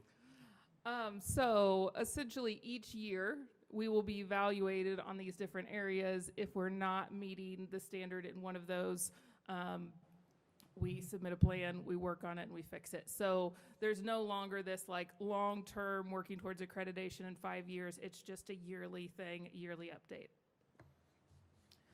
So you'll hear us also talk about our school improvement day. So one of the pieces that we do have to participate in as a system is attending a school improvement day. And probably what I'm most thankful for in this new process is they have really worked to put systems of like size, like demographic, and like areas together. So we are in an urban cohort with Kansas City, Kansas, and Topeka Public Schools, the next 2 largest systems in the state of Kansas. So there's a suburban cohort, and then there are lots of other cohorts that are schools that are close together. So to share what is happening, what's going on. So we meet every February. You can see our date last year, you can see our date this year, and it's already set for next year. So February 16th, 2027 will be our school improvement day. And we go and we share, how did it go? What was our action plan? What did we intend to do? How did that go? What were the successes and challenges? And then ask questions and get feedback from the other systems. So there are 10 WPS staff members who go, and I asked them for just some feedback around that day because I didn't want to miss the information we got from the other systems. We take district leaders, we take a middle school teacher, we take an elementary instructional coach, and some different leaders from across our system in different departments. And really our goal when we go as that team of 10 is to take feedback from our large system, to share that with other systems, and then begin talking about the draft of our next plan. But I just want to share a few comments that were shared from the team because I think it's hard to capture what we do across a full day there, and in a system of our size to think about only 10 people going is also hard. So these are just some comments from the group. We had positive comments around our narrow focus, particularly getting all staff on board at both levels. Systems commented about how we have systems in place for professional learning, collaboration for all role types. I would say we are in the keep on keeping on phase. We have a solid start, and now we have a chance to make adjustments, keep working towards the long-term goals. The main reminder was to just stay focused on consistency and follow through as we keep rolling this out across the district. One question I asked them is, what do you want the Board of Education or other stakeholders to know? I hope that all stakeholders realize how intentional this team is about putting students first throughout the process. From the selection of the team members to the conversations we had, what is best for students is always leading the discussions. In a system of our size, it's impressive that we don't lose sight of the most important people, our students. I'd like the stakeholders to know this isn't just about compliance. The KESA process is actually guiding decisions and priorities and is focused on long-term improvement for kids. Another comment was, the goal within our KESA plan are significant and complex, and meaningful change at that level does not happen quickly. It takes focus, alignment, sustained commitment over time before we see measurable shifts in data. Big ships turn slowly, and WPS is a big ship. Our work is intentional, steady, and built for long-term impact rather than quick fixes. And the last one I want to share, meaningful growth requires honesty, reflection, and a shared commitment to getting better. I see that happening across our system. The willingness to engage in challenging dialogue is a strong indicator that we are serious about continuous improvement and about doing what is best for our students. And one of the things as I read through this from the team is that's really a reflection of the vision and the direction that you all have set for us as the Board of Education through our strategic plan goals, through our priorities. So I hope you hear that echoed there, that that's not just feedback about the 10 of us who went, but that's feedback for you all as our Board of Education. So last year we shared that we have to choose a fundamental. There are 4 fundamentals: quality instruction, structured literacy, balanced assessment, and standards alignment. We wanted all of our educators to see themselves in the plan, so we chose quality instruction, knowing that's a lever for us. We chose the structure of professional collaboration, and we'll be adding in professional learning this year, knowing that they're linked. And continuing on, as we've shared earlier, that our elementary focus is going to continue in that language comprehension cycles. We've shared with you some of the data around our early literacy, and then secondary has been focused on vocabulary instruction, so continuing on that. So we know that school improvement happens in big and also small ways, but we also can't continue to change and change. So wanting to keep the focus there and to improve our implementation in these areas. So in conclusion, you're going to hear things, federal requirements, and schools identified for support, like comprehensive support and improvement, ISI, TSI, there's all these labels that some of our schools are identified federally. We have an at-risk accountability plan that we must do, and we have a lot of at-risk students, and we have to provide information related to how we're spending that money and how it's helping our students grow. We have accreditation, and ultimately all of those things should line up. One of our student board members said, what did they want you to do? Invest truly in high-risk students. So as we make school improvement decisions, we have to keep our kids in mind. And so all of these things are things we must do as a system to be a public school entity, but we have to remember that they do align, and as we can stay aligned, it helps our teachers and ultimately helps our kids. So again, what I hope you remember is our Wichita Public Schools KESA School Improvement Plan for accreditation is aligned to our strategic plan goals and focuses on language comprehension and vocabulary instruction. And with that, I will take questions, or if there's anything Kelly would like to add. Well, I just wanted to share that Holly gets 95% of the credit for all that. Like, I mean, it was a team effort, but thank you to Holly. It was a good visit. I mean, it was, the superintendents all go, and it was collaborative, and it was impactful, and we were able to compare a little bit, which was helpful. So it was good. In the teams of 10, and the groups we were in at least, we were the only system that had a teacher in the room. And Rachel said something that didn't have as much to do with accreditation as it did with everything else, but something that stuck with me, hugely impactful. She said, if you guys being district leaders, if you guys aren't clear with what's going on, there's no way we're going to be clear with what's going on, because it's filtered and so many layers to everything. And that really hit home. Like, we have to be crystal clear in our understanding and messaging and plan so that it's clear for teachers and we can clear the decks for them to do the good work. But I think maybe it's my small school roots in accreditation. In a small district, teachers are part of the team because you have to have people on the team, and you don't have that many principals, so you put teachers on it. But I kind of make light of it, but the reality is the teachers, the practitioners, the people closest to the work are the ones that know it the best. And so when you have as many employees as we do, to pick 10 people to be the team, I mean, you're never really going to get it right. But I think we did a good job of ensuring that all levels of the system had voice and had impact, and we'll continue to work. I mean, the comment about a large boat turning is true, but we're hoping we can stay focused at the right level, comprehension, vocabulary. If we get that right, we think a lot of other good things will happen. So that's why we're not trying to do everything. We're trying to do the right things and do them really, really well. So it'll take time. We've got work to do still, but that's where we're headed. So great job. Any questions? Good job. Any questions? Thank you, Holly. Thank you very much. Latona, next item, please. Human Resources Department report. All right, and I'll call up Stephen. Ask him to do an HR report. For the new board members, this is something we've done a couple times in the fall since I've been superintendent. We'll probably start kind of a spring-fall cadence to this. But we get a lot of questions about where we're at with staffing, where we're at with recruiting, where do we line up with other districts, all that kind of stuff. So this intention is really just an overall big picture in the spring, where we stand, and then an opportunity to ask questions of Stephen if you have them. So.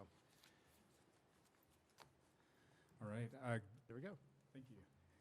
Good evening, President Reeser, Vice President Hedrick, Board, Superintendent Bielefeld. It's a pleasure to be with you. This evening, I wanted to speak earnestly to the big picture. Each month, we bring exhibits to you for approval, hires, separations, additional compensation. And I wanted to make sure that we took a moment to give you how all that's coming together, particularly now that we are full swing in hiring season, and we have an opportunity to offer some data, offer some perspective, and receive your questions as well. This presentation, I'm going to try to move at a good pace and acknowledge that there's a lot to dive into. And so where you have questions and I don't have answers, I'll gladly take them away.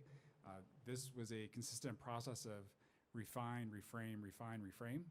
And so I hope this finds the right moment and the right tone. Anything that appears to be a success in this presentation, I want to attribute to my team, first and foremost. And I also want to call forward the partnerships that we have that make all this possible. While this may be an HR division update, we could not do this work without the partnerships we started the board meeting with Wichita State, Jennifer Friend, Holly Ingram, Tammy Martin is a hero of mine. The work that she and her team lifts is incredible. And I just want to acknowledge the great work that's gone behind this and is making all this possible. So as a quick overview, there are some key questions I wanted to make sure that we provided and spoke to this evening. First and foremost, what is our current status with staffing and vacancies? What is that reality? How does our teacher pipeline address that? The ripple effect from vacancies and our needs is often with our guest services team, and we, having just completed the first semester, it felt like it was moments ago. We completed the first semester, we have some data on that, and wanted to speak to the great work that our guest staff are doing. We also just completed our calendar year, which from a healthcare standpoint gives us a great perspective on the viability of our healthcare program, and that's instrumental to a lot of our recruitment and retention. And we have spoken frequently over recent months about voice and feedback and how are we listening to our staff and our community. So I wanted to just name a few things that we're really being focused on in that regard. A snapshot of our employment profile. We have grouped our 8,000 employees, these are full-time and part-time, by 6 different job families. And as you work your way across, you'll see the employee count. That is true employee count, not necessarily FTE. The number of hires we've made this year and the transfers that we've had between buildings in parentheses. And then the turnover percentage year to date, that's through February. And then the prior 2 years of turnover for reference. We wanted to give a high-level snapshot of what that has looked like and looks like presently. I wanted to just name a couple of notable items. One, with our certified teachers, we have consistently had around 9% turnover. I would love for that to be 1% lower, to get into the 8s, the high 7s, something like that. It would certainly be helpful. For urban education across the state, that's a pretty healthy number. In parentheses, on that same line, you'll note there's 480 transfers that happened with teachers between buildings last year. This is both a strength of a large organization. We have the blessing of providing many opportunities to our staff, and sometimes that change in what we're teaching or where we're teaching is really important. And so we have the blessing of giving that flexibility. That's about 13% of our teaching population, our staff. So when you combine that with our turnover, there is a conversation to be had about stability and continuity. And so nearly 1 out of every 5 teachers year to year is changing schools. And so that's something that we're paying attention to. And notably from a staffing standpoint, when we have a staff member depart the district and we have a selection committee come together and recommend hiring someone else from within the district to come to that school, that does then create a subsequent vacancy that moves on down the line. And when you have nearly 2 transfers for every hire, it does create a bit of a challenge for the early hiring process that we're promoting, because by necessity, that is moving that final decision further down the line. So I just wanted to speak to that, and it's not inherently a bad thing, but there are some realities that come with that. Our classified staff, we have about half of that employee count that are paraeducators, and that is a group that is very key to our success in our classrooms. You'll note that we have had over 15% turnover the last 2 full school years with this group. And so this is one, when we go to voice and perspective, we're really trying to be attentive to how do we offer professional development, how do we invest in job readiness when a new paraeducator comes to us, what can we do to improve the stability in that space as an employer for our students in support of our teachers.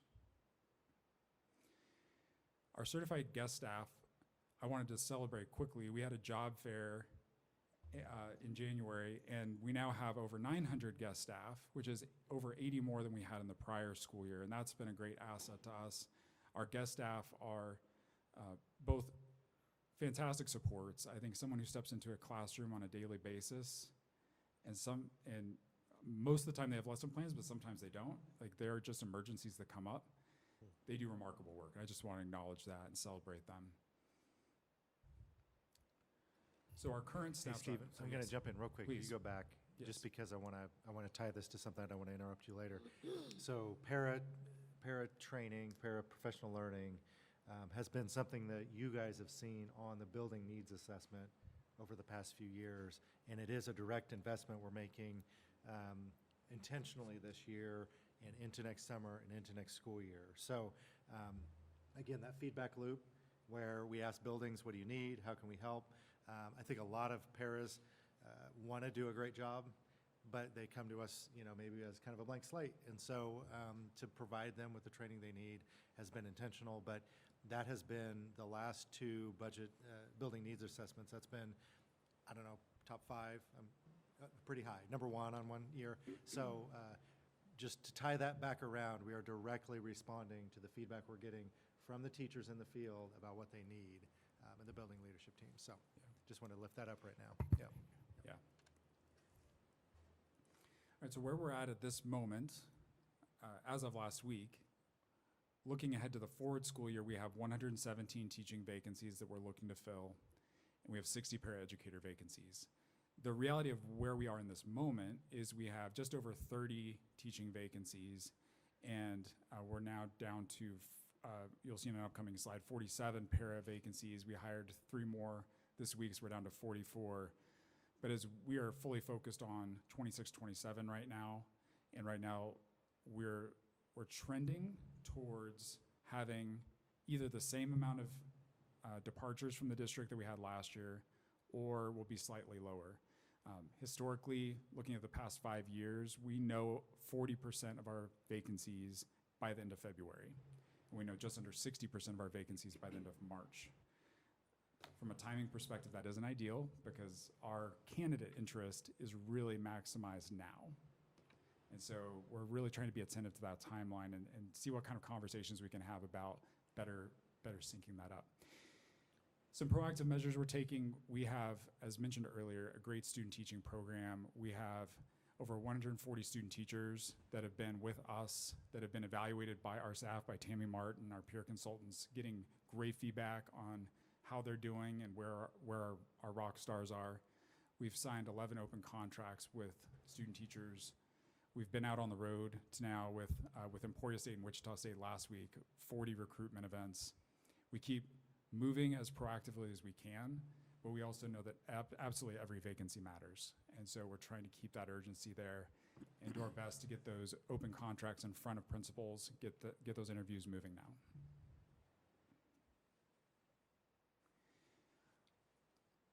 I wanted to quickly just affirm, historically, as enrollment has declined, our staffing our stewardship of FTE has also followed that trend. And so that is all I wanted to demonstrate here, is just to name that as enrollment declines, in order for us to maintain financial health, our finance team works very closely in maintaining and managing this with us and with our academics teams. And so you'll see in the blue bars, the staff FTE, we hit a peak in 2019-20, and we've slowly been managing that down. We're about 150 FTE less now than we were in 2019-20, as our enrollment has also tapered off, as we've discussed at prior board meetings. Our teaching pipeline is an interesting story. You'll see for Kansas here on the left, and I'll pull up the national data on the right here in just a moment. This is data from the Title II Higher Education Act website. And the red line is enrollment in education programs. The blue line are program completers. So over this is from 2011 to 2024, so you see a dip that ran through and up to 2018-19. And since then, the state of Kansas has been doing a great job of getting enrollment up and program completion up.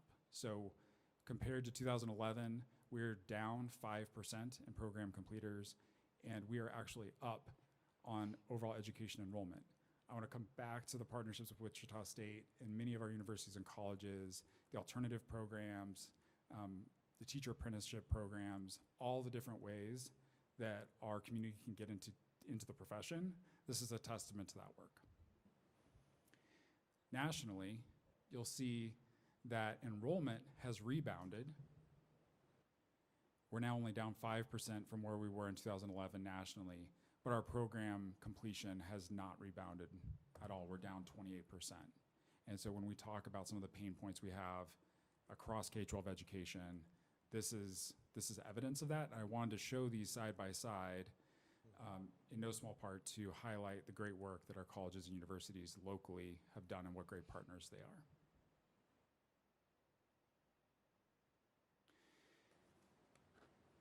Through our pathways, we now have a really, almost for anyone, a path to getting to the classroom. There's certainly standards with a bachelor's degree, with credits, but I wanted to celebrate with our Future Teacher Academy. Tomorrow at Wichita State, we'll be welcoming 110 future Shocker teacher students who are interested in the program to Wichita State. And so there is a lot of great work and a lot of seeds being planted to keep our profession and moving the work of K-12 education forward. Before we move on, I wanted to highlight quickly teacher salary comparisons locally, and then here in a few slides, we'll highlight benefits comparisons. We are the highest paying bachelor degree entry K-12 organization in the area. We're very proud of that.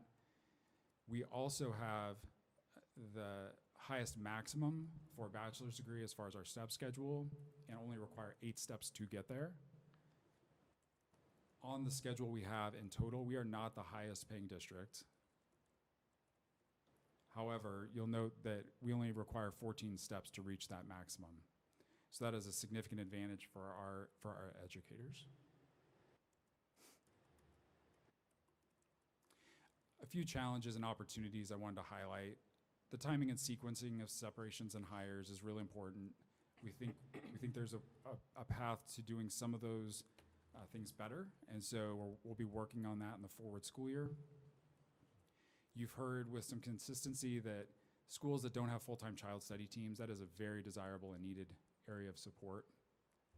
Similarly, assistant principals in the tie to enrollment. If you're not a 3-section school, it is really hard to financially provide an assistant principal and a full-time child study team. We are working through ongoing challenges with paraeducator vacancies, though that is our highest area of vacancy and need. That at 47 again is down to 44, but the theme from year to year has consistently been job readiness, professional development, investment in our paraeducators. The qualifications and candidate availability in special education continues to be a need for us. Wichita State has recently moved in the direction of all our K-6 graduates will also have a special education certificate, so that is going to help support this need over time, but this is still very much a challenge for us, as with most K-12 organizations. For our teachers hired through alternative programs, and just generally speaking, post-pandemic, we're all in a different space. We all have very different needs. We all need very different supports coming into employment. So we're trying to be very sensitive to that. For those going through alternative programs, they sometimes don't have student teaching experiences. They may not have had classes focused on IEP management or classroom management strategies. So our peer consultants invest, on average, 20 hours of one-on-one support with our new hires each year. Our instructional coaches are working with staff consistently. Our principals are really stepping into those gaps as instructional leaders to really give what's needed there. But we have work to do here, and I'm really proud of our team and how we've been stepping into this space. That first ripple I mentioned about with vacancies and day-to-day needs, just wanted to highlight here how first semester has trended and gone. This year, our coverage requests have been up nearly 5%, 4.7%. But despite that, our guest staff have stepped in the gap, and our fill rate reached 84.1%, which is a 5.7% increase. That is through first semester. Influenza A and B have hit us hard. In January and February, our absences were up 13% in January and 19% in February, year to year, but our fill rate is still over 83%. So I just want to commend their work and celebrate the accomplishments that they're achieving there. Employee benefits, this is the second biggest area of spend we have as a district, next to wages. You can see very simply from 2022 where our investment per employee per year was $807. We have now eclipsed $1,000 per year. Healthcare is an expensive investment. It is a worthy investment. That increases notably a 6% increase from the prior year, so that's somewhat good news. We usually plan for anywhere from a 6 to 8% increase. But of note, this is in total a $70 million annual investment. Our employees contribute about 7% of the financial support for our program. Looking at the industry, that's about 10% less than most employees and most organizations contribute. We have not changed our contribution rate since 2017. So every year that goes up 6%, 8%, 4%, the district our costs are increasing in that respect. And we have just under half of our employees enrolled in a $0 base premium plan, which I do not have an awareness of any other organization in the state that has a $0 plan. There could be one out there, but I have not found it yet. Just to give you a snapshot of how that looks compared to some of our peers, neighboring peers. This is the monthly premium and the annual premium rates for our surrounding districts. Our base plan at the bottom with a $0 contribution. And then you can see we're not the lowest deductible, but with the premium difference, that far overwhelms. And so between this and our higher starting salary, particularly for teachers, this is a big deal. Unfortunately, healthcare benefits being one of your stronger assets, it's not easily understood, it's not easily quantified, and especially for new professionals who might be on their parents' coverage until age 26, this can be a hard thing to communicate. So this is something that we have to do a very intentional job of communicating and promoting. For the first time in a number of years, we had an employee benefits survey that we sent out to our staff in February. We have about 5,500 benefits eligible employees. We had just short of 1,800 complete the survey. Just a couple of things I wanted to highlight here is that 77% of our staff agreed that my manager supports my well-being. We've mentioned several times in our meeting tonight how important culture is and what culture promotes. And so I just wanted to highlight that investment that our supervisors are making and being leaders of people. We've also, 54% of our staff felt that our benefits were excellent or above average compared to peers. That was a bit startling to us because of how much we've invested there. And again, this is an education point.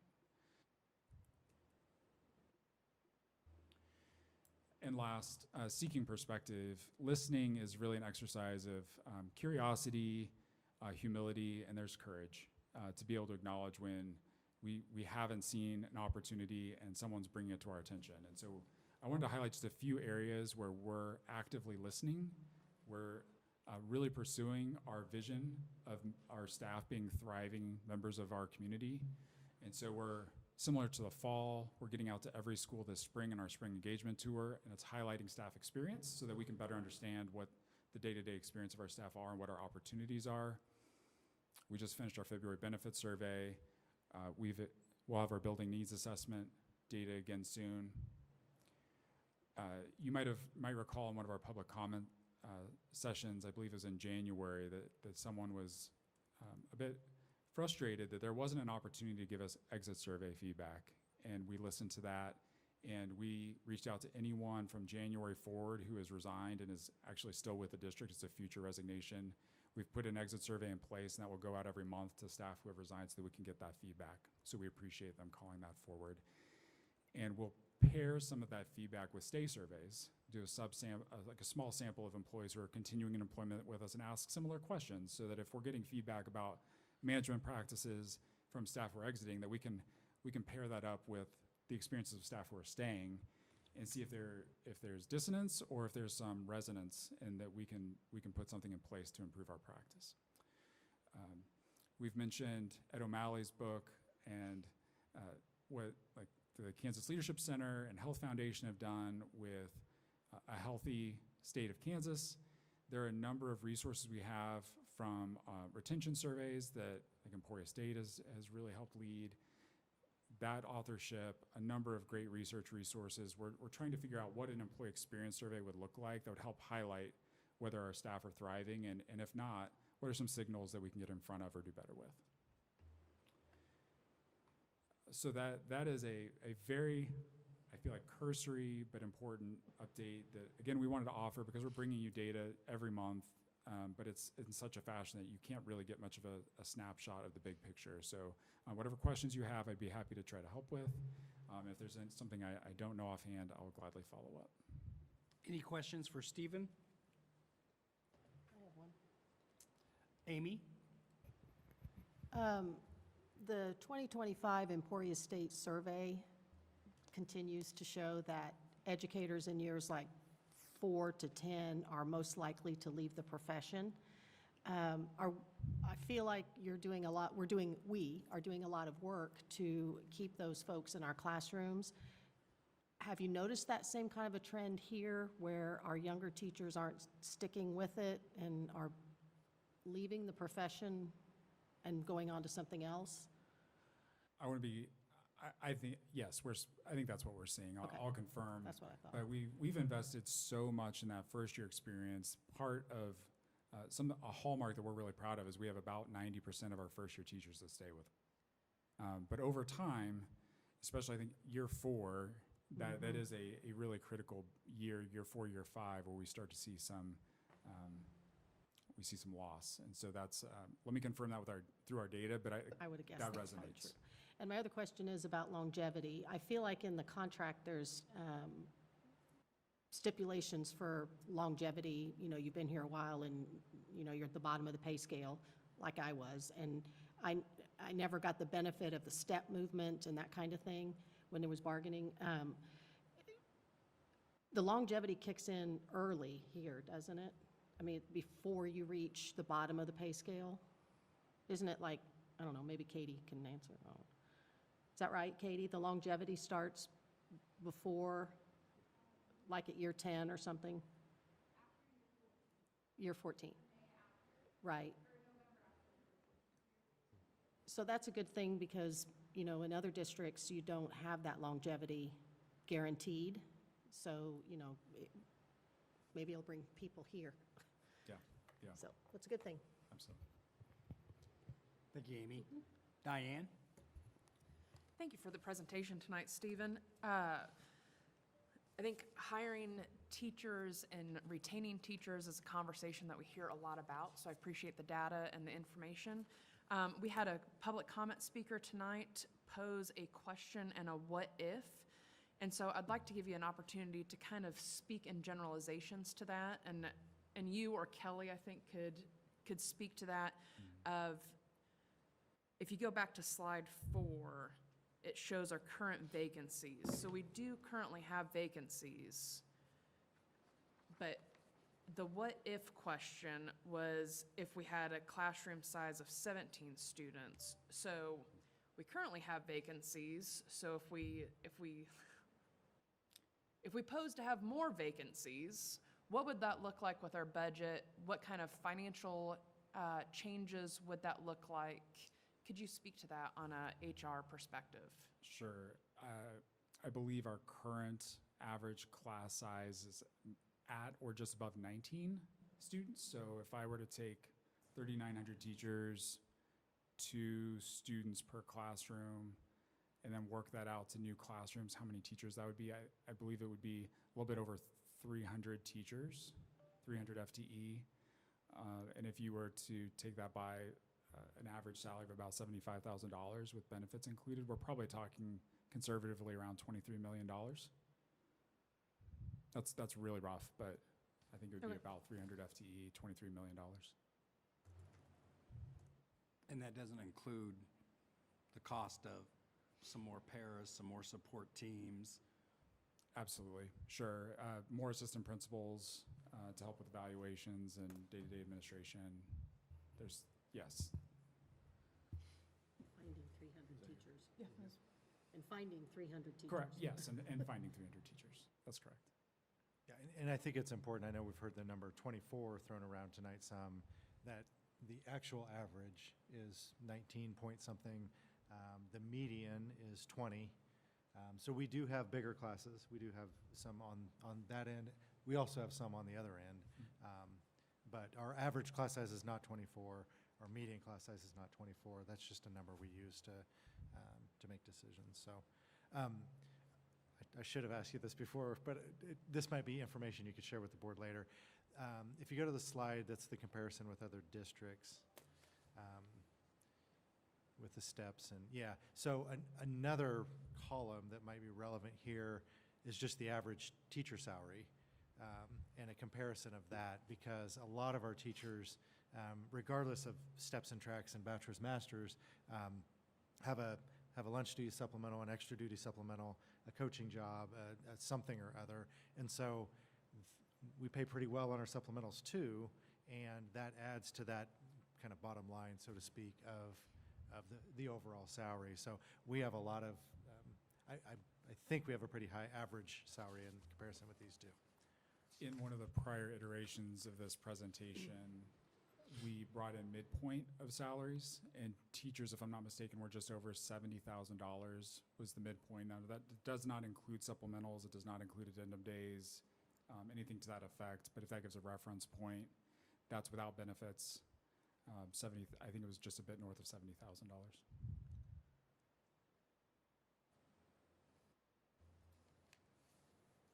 All right, Stephen, thank you. Thank you. Great job. Latona, next item, please. Consent. For the public information, the purpose of the consent agenda is to help the board handle routine matters efficiently so that the board can spend more time reviewing, monitoring, and discussing the educational issues in the Wichita Public Schools. Student achievement success is the top priority of this Board of Education.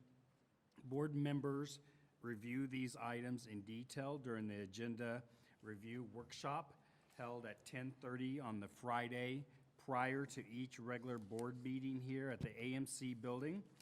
These workshops are open to the public. No action is taken. The workshop is a discussion and question only time, and your presence is always welcome. Is there a motion to approve the consent agenda items? I move. A second. Moved by Diane, seconded by Amy Jensen. And I was told that we can use the voting thing now. That's the technical term for it, voting thing. It's official. They knew what you meant.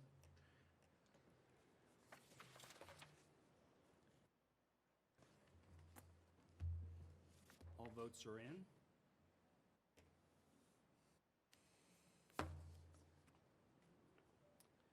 Oh, mine didn't show up. It showed that there were 6 votes. Okay, There there it it goes. is. Okay. Motion carries 6-0. Latona, next item, please. Superintendent's reports. All right. So I don't know if Julie and Stan and Diane remember this, but March 9th is a pretty big date in my life, because 3 years ago today was the day that I was selected to be superintendent. So it's been Changed your life. it changed my life in a lot of ways, yeah. It's been a fast 3 years and a long 3 years all at the same time, and you guys probably know what I mean by that. This work is really, really important to our community, though, and I'm honored to do it. I'm honored to do it alongside you all. I know I can speak for all of us when I say we're gonna miss Melody's perspective on this board. She wasn't just the at-large member of the board. She really represented the entire community. I do believe she visited every single school. And I know, because I do that every year, that is an accomplishment, and she did it for free. Well, it's part of my job. So I spoke Saturday at her remembrance event and spent some time with her family. You know, I think our goal as a district and as a board is to continue building on what she has laid. In 2 years, she did a lot for our district and advocated in a way that was both kind and graceful, but at the same time firm. And we knew where we stood at all times with Melody. And so she'll be deeply missed, and I think we have a lot of work to do to uphold and carry on her honor. I tell people all the time how much I love this job, and I truly mean that. It's great work. These kids are worth it. And I think it's hard to not just burst with pride when you see the kids tonight. From the Southeast kids that made the video to Isabella in her wheelchair, advocating for herself and the rest of our kids. Like, we're doing a good job. We're not getting everything right. We're not perfect. We got work to do, but we're doing a good job. And so I appreciate you all doing it with me and being alongside, and hope that we can continue the work and continue doing good things for kids. So, Thank you. Latona, next item, please. New business and Board of Education requests. I just wanted to quickly say that tonight kind of ended a chapter that was taxing on the whole community. And I believe that we have a bright future ahead of us. I think the public is going to be interested in our engagement process from here on, which will be a new type of engagement, so that when if this board does decide to put a bond proposal on the ballot in November, the community is going to have a support. The community is going to have interests and input into that plan from the very start. So look for announcements for that on a way for you to engage on our bond proposal in April, May, and probably vote eventually, probably vote in June, whether or not we put a bond proposal up for November. But as we close this chapter, and it has been sad and disappointing at times, I think the future, what I've always said is Wichitans are very tough, and Wichitans will rally and do what's best for this community for the future. Knock?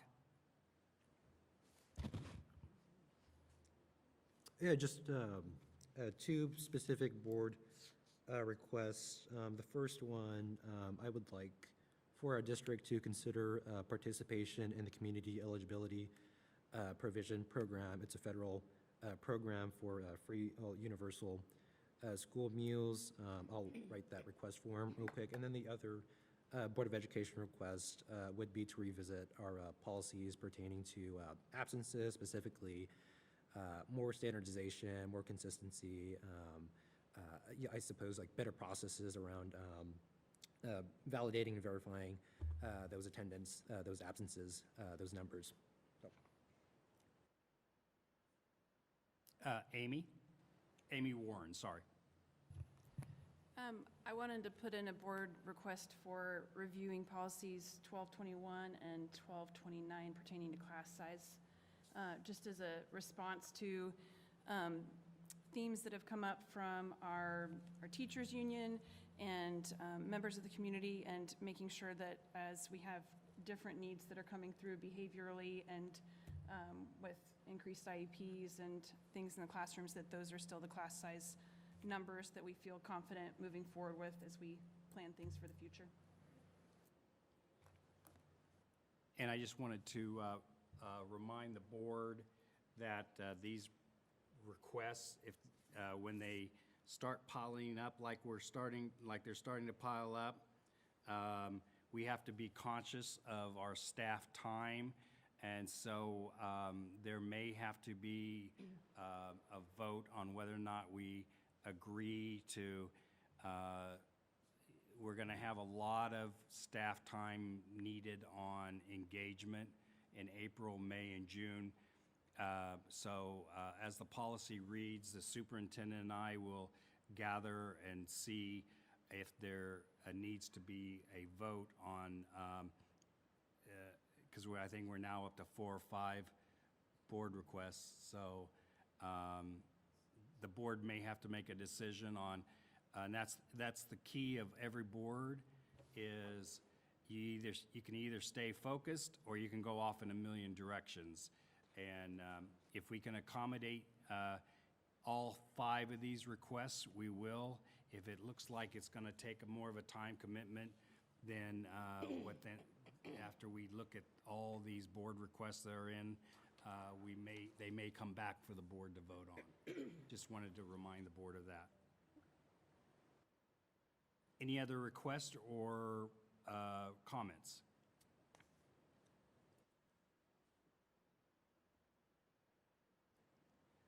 If not, Latonia, next item. Adjournment.